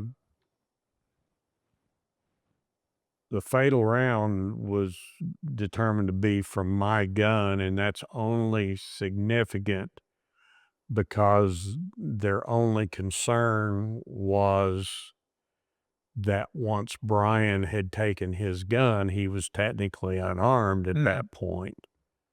And there had been a Chicago officer who jumped a bank robber, was in line, plain clothes behind the bank robber. And when the guy pulled his gun, announced robbery, he mounts the guy and they struggle. He gets top mount on the guy and takes his gun and shoots him with it, and they convicted him of manslaughter. So they were worried that if one of the rounds from the bad guy's gun that Brian had shot or had fired was the fatal round, if they would have to deal with that. So once that came back, everything's pretty good. We were put on the ground for about 7 days, but that was the third fatal shooting in 10 days by Oklahoma City officers. Wow. So they told us they were going to keep us on the ground a little longer, which was like let's say a week. And nowadays, 30 days is common. We had some of the cases, one of the DA's office that kept officers on ground. When I say on the ground, for those that don't know, that means suspended with pay. Yeah. You're on administrative leave. But it's common for them to be off multiple weeks now. And the department had just hired a psychologist, Hoyt Morris. And, well, let me back up again. At the end of the interview, or actually before the interview started, they said, "Do you have anybody you need to call?" And I haven't been religious for years, but my mom and dad were uber religious. And as a matter of fact, my mom had expressed that, killing is wrong. And I still remember the emotions of calling my parents and then calling my wife at the time, which is Brian's mother. Brian is less than 3 weeks old. Wow. When this happens. And I think that's the first time I got emotional over the deal. I just trying to tell somebody else that you had taken a life was hard. And then during that week, and while you're up until you get cleared, all your buddies are calling, "Hey man, good job," and that felt really awkward too. And then they'd want to, "Hey, tell me what happened," and you're like, "Oh man, I just don't want to do this over and over." So anyway, we're suspended a week, and they tell us, "Okay, you got to go see the psychologist before you can go back to work." So we just show up on our next set. We don't go to the psychologist. So the sergeant comes in and says, "Hey, you saw the psychologist?" "I know, yeah, we're making appointments." "All right, get it done." Well, about another week goes by, and the lieutenant gets involved. He says, "If you haven't gone and seen the psychologist by whatever, I don't remember, his day or two, I'm going to have to suspend you." So I was like, shit. So I call him, make an appointment, and go up to his office and knock on the door, and he's like, "Come in." He's in one of those little offices up on the third floor. He says, "Come in." And I go, "Yeah, I'm Gary Eastridge." He goes, "Yeah. What are you here for?" I go, "It's involved in the shooting about a couple of weeks ago. Told I had to come talk to you." He goes, "Oh, you have any problems?" I said, "No." He goes, "Call me if you do." That was it. But then I did follow up with him, and I said, the only thing that concerns me is I was shooting in such close distance to my partner. I don't really remember making sure I wasn't shooting my partner. And he said, a lot of times your brain is processing things that you're not even really aware of. And to that extent, all of my rounds went down the left side of his body, which I had about that much of his body exposed. So I guess that's accurate. Brian said when I fired my last 4 rounds, he thought the people in the room were shooting. Wow. Because that .357 Magnum put out such a concussive blast that he said it was like being slapped in the back. And you were probably, I assume the way that was it, you were kind of shooting under his arm, Well, or he had his. he grabbed and he went that way, which left the guy is basically facing me with about a third of his body So you're to the exposed to my side. Yeah. Um, so, you know, the shooting review board, I remember that. I want to say that was about 2 weeks later. Back then, you actually appeared at the shooting review board, and the review board asked questions. Nowadays, I think generally the investigator goes up and does a presentation and then they make a determination. But standing in front of the command and telling that story again was as emotional as being there. And Brian, I think that was his third or fourth shooting he'd been involved in. And Tom Hagee was the chief then, and he was, I really liked Chief Hagee. Of course, he was my first chief. He comes walking in while we're sitting there waiting, and it's in the chief's, right on the third floor. It's in the chief's conference room. So he walks in where I was sitting there and he goes, "What are you guys doing here?" And I go, "Well, we have a shooting review board, sir." And he goes, "Well, did you bring your shields?" Meaning you're going to have to turn in your badge. I'm too dumb to figure out what he's saying. Smythe goes, "No, mine's at home. You have to pay me overtime. Go get it." And he laughed, and it was that process was pretty painless. Like say, other than the emotions of repeating the story. Well, so I want to go back because the best part of this story is when, so I guess IMSA finally did respond. Yeah, I didn't know if we were going to talk about that or not. Brian was or is, I think Brian's getting ready to turn 80. He was a callous old guy. He was, he grew up, he was a preacher's kid, and he grew up scrapping and just a tough guy. Like I say, after he goes, "I set his hair on fire." Of course, I'm just rum dumb, I'm just, I can't believe all this is going on. So we're standing there talking to the detectives, and the bad guy's still laying there, and IMSA rolls up and they start pulling his shirt up and putting pads on him. And Smythe, everybody back then smoked. I didn't smoke, and I would say I was in the minority by far. Well, Smythe had a cigarette in his mouth, and he turned around and he goes, "Never mind, he's deader than shit." Flicks his ashes. Bit callous, but the guy just killed us. Yeah. I mean, tried to kill us. As a matter of fact, they asked Brian in the review board, said, why'd you shoot him with his gun after you took his gun away? He said, "Some bitch tried to kill me once. I wasn't going to give him another chance." And that is a standing fact that the majority of, if you disarm a suspect, the majority of the times they will try to get the gun back. Yeah. It was, I'm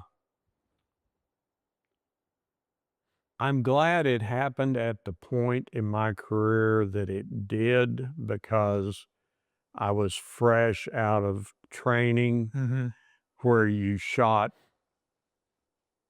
your different positions routinely. During the firearms phase, you're repeating those actions over and over and over. So I'm not sure that had I had 10 years on and just been doing the annual qualification, if I would have reacted the same way. Maybe not. But it was probably the first time that the seriousness of the job had really struck me. Mm-hmm. Of course, you know, I hadn't been around death hardly at all. I wasn't military. I'd been to one funeral when I got on the police department. I think early on, I had one natural in my patrol division that I responded to. And then I went to my first police funeral, I think about a month before when Garland Garrison was killed. An airport officer was killed when Rita Noni shot Garland Garrison and female officer Terry. Can't remember Terry's last name, but I've gone to that funeral. That was my total experience with death. So it was a rude awakening to law enforcement. So, and I'd actually responded to one of the 2 previous fatal shootings that occurred just Right before. within the days before mine. And in one of those, a bad guy had disarmed an officer and was what they would call an active shooter nowadays. I hadn't heard that term until modern times, but I still remember arriving there and got lucky enough to run up to the building. There were people running out yelling, he's shooting, he's shooting. And I ended up stacking up right behind Clyde Bolin. Oh, wow. And Animal looks at me and goes, "You ready, little buddy?" And I go, "I guess so." And we went charging in. Well, by that time, the officer who was disarmed had retrieved his shotgun and went back and had dropped the suspect. But there was a period of time after that and then my shooting that I questioned my career choice of law enforcement. Well, it's funny. I brought up I believe it was Katie's. I had the exact same experience. I remember when we did that deal in Vegas at SHOT Show one year when they interviewed both you and I about our shootings separately. Yeah. And I had the same thing with my mom as you did. And that was the biggest fear when I had my shooting. As soon as they put me in the car, the first thing I said, I need a phone. I need to call my dad. I didn't want my mom to watch the news that night. Same thing I did. And that was, I've heard that, I think Reston or somebody else had brought that up. Well, and that's what I knew also, that the cameras were there. And of course, Smythe and I've still got a picture from the one of the newspaper cameramen gave me some couple high quality Oh, wow. copies of the picture of Smythe and I standing there, and we're talking to a couple detectives. And so I knew the media was there, and I knew it was right around 6 o'clock, which was news time. So I knew they were going to be doing breaking news and showing that. And I didn't want my family to see me standing there looking like I just shot somebody, which, but then similar to that, but kind of secondary, was non-law enforcement friends. All of a sudden you start getting the calls from the guy you hadn't talked to in 5 years. "Hey man, just long time. What happened? Tell me." And you know, you don't really want to talk about it, because even it's 46 years for me. And even when I relate it, just like here, I can feel that tightness in my chest and that emotional build up that occurs. I had one guy, a friend of mine is non-law enforcement. Actually, he's a teacher. Didn't really know anything about law enforcement, but he was a guy I competed judo with, trained with. And I remember one of the first times when I'm back after after my shooting, I went and worked out and was training. And after practice, he asked me, he said, He says, "Is that the first guy you sent to hell?" And I was like, Yeah. yeah, I didn't really know how to take that, and I was just Yeah. I kinda wanted to kinda slap him in the head and just say, "Oh, we," but Well, it's one of those things, it's just kinda like, and people that haven't been involved in that kind of incident, mhm, they've got a kind of a sense of bravado. Well, I would have this and I would have that. Yeah, being in the cop world, we hear that all the mhm, time. Um, and a lot of them just trying to show support, they just don't know how to. they don't know how. Mhm, It's exactly right. mhm, And um, another interesting thing that happened to me on mine was, well, there was a couple of things. First thing, after they get it all wrapped up and cleared, they said, "All right, we got to take it to the district attorney's office. Do you want us to file murder on you?" And I was like, I mean, it just hit me like I hadn't even considered that mhm, possibility. They go, "No, no, it's a matter of routine. We file murder. You go before a judge. Then statute applies, and if some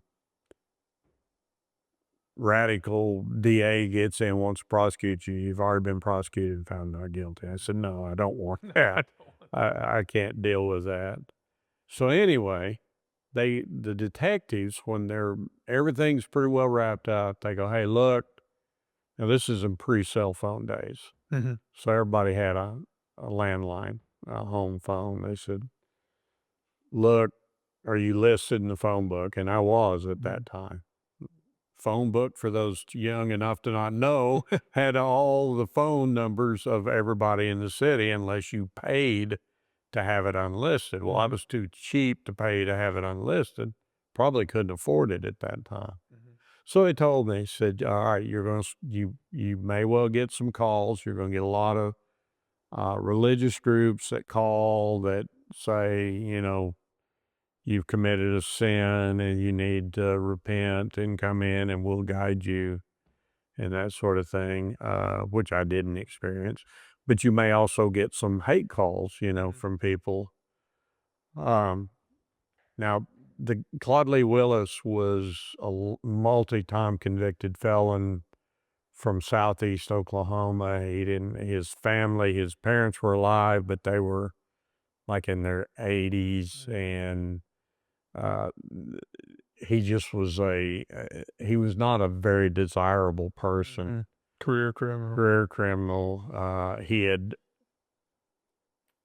He had abducted a couple from Tulsa in 1969 and had received, I want to say it was around 160 years of total Wow. sentencing, but was out in 1979 Mhm, for this to occur.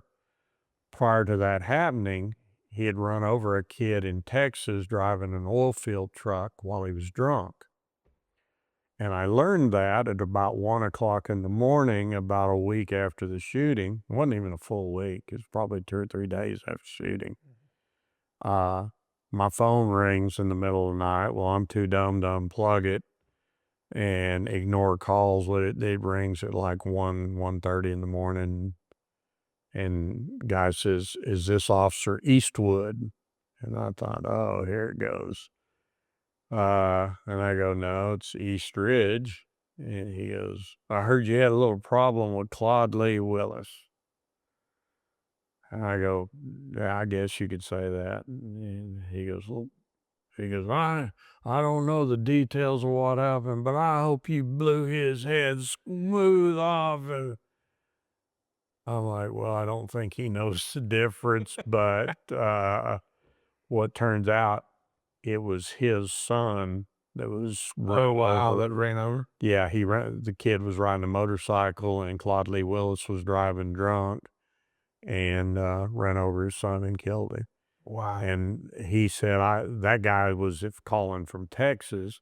He said, "I got a son that lives in Edmond. I was in Korea and I killed a lot of people. If you ever need," and you could tell he was Mm, drunk. yeah. "You ever need to talk to anybody, you call me day or night, anytime." So The only phone call I got was actually a positive one after reinforcement. yeah, it was an uncomfortable one, but it was, positive. Yeah. So, other than that, I didn't, uh, there's no real political aspect involved. There was no racial component or anything to cause it to get more public scrutiny. The only thing that was really scrutinized is 79 Oklahoma City shot a lot of people. And that was the highest recorded homicide year for Oklahoma City Police Department. It was like 113, I think, or 107, something like it was over 100. And then my first year in homicide, 93, we ended up into the middle 90s. And just for comparison, nowadays they average between 60 and 70 homicides a year. Overall, the experiences on the police department, I think, shaped me for what I am today. Not that, somebody like you have tremendous business success and that sort of thing.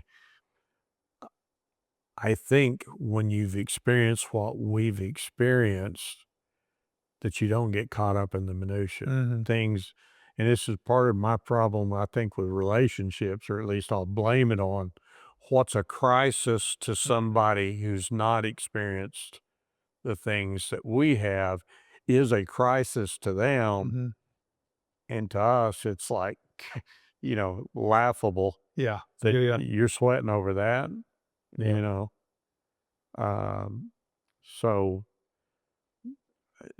my career in general, my experiences from the DA's office to Kosovo, I've got lifelong friends. I mean, my experience on the police department, so I ended up working for CCW Safe. My experiences in homicides, what led me to getting the job at the district attorney's office. The downside to that is I've never understood PTSD. As I've gotten older, I think life gives everybody PTSD. You start losing family members, you deal with unpleasantness. And if you're a cop for any period of time, you've got some level of PTSD. Yeah. And like I say, I like to blame that on my failed relationships, but it could be I'm just not very good at relationships. Well, nobody is. Yeah. I had a friend of mine recently, he's going through a divorce, and he's like, yeah, relationships are hard and I'm just not good at it. No, it's like, yeah, nobody is. It's hard. Well, at a certain point, I looked in the mirror and realized I was the common denominator in all my failed relationships. So, the other thing is if you drive a school bus for a living, if you are a bank teller or a bank executive, unless your bank gets robbed and you have a high stress event occur, most of your stressors are for guys like me and you are meaningless. Oh, the budget's off, or oh, there was an accounting error and the bank lost X thousands of dollars. Yeah, that's bad, but it's not going to kill you. It's not going to cost you or somebody else your life. And that's one of the things in our world is self-preservation, but is also preservation of those. When you're with a partner, I rode with Bruce Smith for almost 4 years, right at 4 years. I spent more time with Bruce Smith than any relationship partner I ever had. You're there for 10 hours a night for 20 or 18, 19 days a month, and then you end up socializing with that person. And your partner is as much of a concern as your own safety. So you're you're that much more engaged, you know. So You are like a married couple very with much your so. with your partners. When you're having a down day, your partner bears the brunt of it. Mhm. I mean, I can remember getting in a scout car with a partner and saying, "I just don't want to talk. Mhm. Just okay, buddy, it's all right." Mhm. You know, cup of coffee and a good foot chase or something, and And you you're get back to normal. So well, it is funny.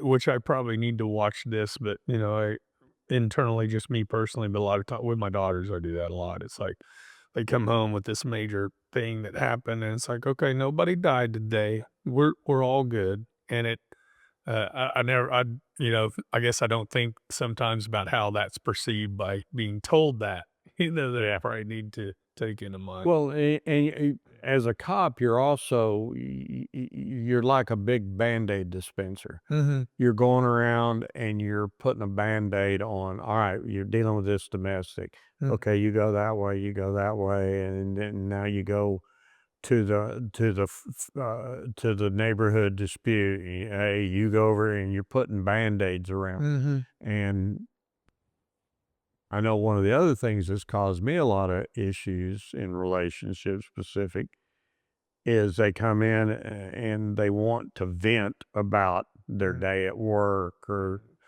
dealing with the kids, and I'm immediately, well, here's what you got to do this, Mhm. you know, I'm putting those band-aids on. Here's how you fix it. Here's what you do. Yeah. And so many times I've been told multiple times, I don't want you to Yeah. fix this. I just want you to listen to me. Yeah.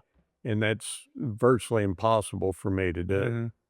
Well, for anybody who, for a lot of people who've taken the call, you know, taking the calls, working the cases, then to come home and hear some, it's hard to sit and pay attention without acting, you know, Yeah. and pretending like you care when you're like, This is "But not a crisis. yeah, this is, yeah." Yeah.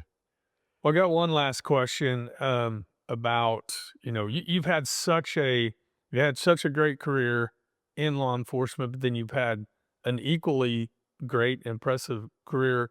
And I say out of law enforcement, it's really still been in law enforcement, but it's not in that law enforcement role. You had a, company for a while. You've had the Mhm. firearms company. You've worked for us, a company. What do you feel that about law enforcement that prepared you for for life after law enforcement in all these other kind of careers, but also now retirement? That's a great question. I think for one thing, as we've just talked about, you function through crisis better than people that have never faced. I hate to say serious because if you're a bank auditor, you Yeah, lose $1 million. That's pretty damn serious, but it's not life threatening. yeah, life and death. When you've faced life and death circumstances and when you waded through the blood and you've seen the worst of humanity, it takes a lot to really ping uh, your response. Mhm. So I think you learn to moderate. S- Somewhat, it's a blessing and a curse. Mhm.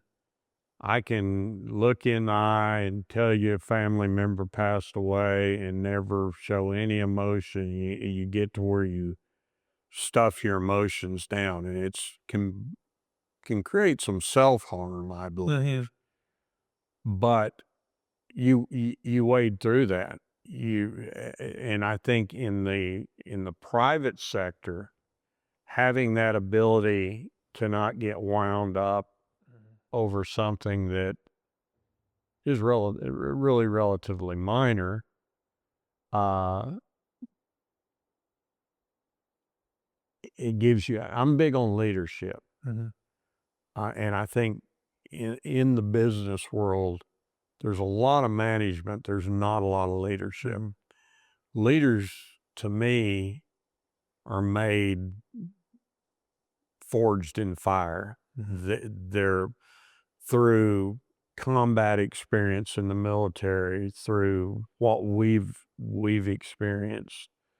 You learn how to get what needs to be done in an efficient kind of way. You learn to push people beyond their comfort zone and show them, hey, I'm right here with you.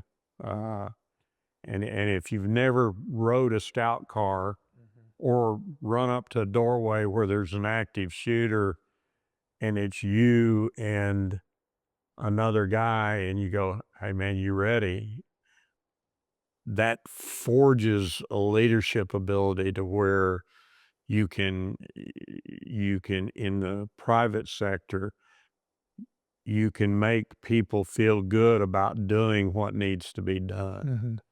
And that's even in law enforcement, there was a lot of command figures that I had no respect for. I never cared what your rank was. Like I said, I mentioned Bobby Tidwell, and there's a handful of guys like that. Bobby was a frontline supervisor, but it didn't matter. Anything he asked me to do, I did because I had such tremendous respect for him. I didn't want to let Bobby down. Department be damned, everything else be damned. This guy is somebody I respect, and I've got to do that. And so much in the private sector that I've seen, people just don't really understand that. You should do that because I told you to do that. Well, a leader gets you to do that because he wants to please the leader. He wants that leader's affirmation and because he has respect, he knows that earns him respect. So I think the cops that haven't developed too many bad habits through their career, self-inflicted things, can be tremendous leaders in the private sector. I felt myself in the last couple of years getting tired of dealing with death. It's affected. Ruby was my girlfriend was watching some show the other night, and it was based on Ed Gein, the old serial killer from the 50s. And I just can't deal with that anymore. I just don't want. I've dealt with enough death and destruction. I don't want to deal with it in my private time. But to answer your question, back to your question, I think having people that are tested under stress, reacting under stress, what you went through. And that shooting was one snippet of your career. And I've told a lot of people, you hear a lot of people, oh, he's trigger happy, he's that. I've never met a cop that said, I'm going to go out and shoot somebody tonight. Right. You're put in those circumstances, and what those people don't see. I would say in my 35 combined years of law enforcement, I could have probably shot 500 people legally, justifiably. But because of the training I had, the experiences I've had, I was able to successfully handle a situation without having it escalate to that point.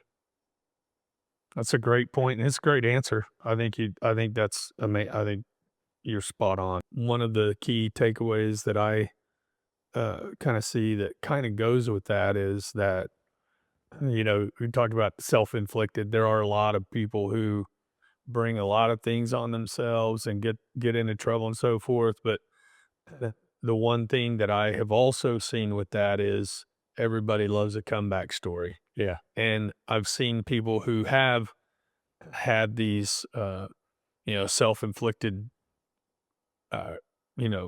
incidents that happen and do that, they could still come back and be these amazing leaders. Yeah. It takes a lot more work, but Yeah, if part of that forging and fire, when you're forging Sean Shropshire, our friend that makes knives, not every knife turns out right. Some don't pass, don't make it all the way through that forging process. Mhm. And unfortunately, in law enforcement, um, you see a lot of self-medication. You see people drinking to excess and that sort of thing. And eh, I think a lot of that comes from dealing with what we've just been talking about, the stresses of that job and the bad experiences. And it's real easy to have a drink at night turn into 10 drinks a night. And I've seen a lot of guys go down that path, and a lot of them bounce back. But the support network out there is so much, was what our critical response team was based on at CCW Safe, was what we experienced in 1975, 79 during my shooting. There was no peer support. They sent you to the shrink, and once he gave you the blessing, you're expected to go back to work and like nothing ever happened. Nowadays, they have peer support. Sometimes it's almost like it's gone overboard the other way. They've got pretty puppies they bring around that you can pet. And uh, for us old guys, we kind of, Yeah. but I would have pet the dog if they'd have brought it when after my shooting. Anything to take my mind off of it. But that support network, I think the police departments are about a lot better prepared to deal with the trauma aspects that officers go through, because you forget that officer that's dealing with domestics on the street is going home to a wife and maybe having a domestic, and your everyday problems continue even when you're trying to fix everybody else's everyday problems. Great point. Well, man, I just want to say in ending, going back to your answer on leadership, I just want you to know when my shooting happened and I was taken immediately down to I went to the hospital first and then down to homicide. Uh, Being put in a small interview room with you uh, was a great relief to me. I knew that okay, there's somebody here that's going to do the work, and I'm going to be okay. And even getting sued and 2 years later, I really never had any huge fear because one reason is because you and Ron Mitchell were involved in that. And then, years later when building this company and, uh, doing what we did at that time, it was there was a big unknown and there was a big risk. And, having you come in when there was only four of us running a nationwide company, another point that I was a huge relief knowing, okay, we got the right guys on the bus. And that's the uh, biggest part of starting a company is you got to get the right people in. And Yeah. that's just a testament to you that, from the beginning, uh, of being in that shooting to the end of what everything that came full circle years later, having you a part of that was amazing, and it really made me feel uh, a lot more at ease. It was really rewarding from me while I was still in the homicide unit. There's a young officer. Well, he's not so young anymore because that was 20, almost 30 years ago. A young officer that was involved in two or three shootings within about a 2-year period, all of them completely legitimate. Uh, and he asked that I interview him because I'd interviewed him before. Well, to me, I took that as a tremendous compliment. to be able to take an officer and get them, because officers are people, and that's a tremendous experience to deal with just on your own. You're a cop, you're supposed to know how, but you don't. Well, then to take that experience and everything I've done and come to work for CCW Safe and respond to members, and I think I mentioned it earlier, watching two of them I can remember vividly. My favorite is John out in LA, walking in and seeing somebody that was just emotionally a wreck, a basket case, and take just a few hours uh, and tell him everything's going to be all right. You're in good hands. And the next morning, see a different human being show up at the hotel. It's like, man, he's alive again. It's been very rewarding, and the opportunity to work for you guys was just amazing. The great travel, the friends that I made.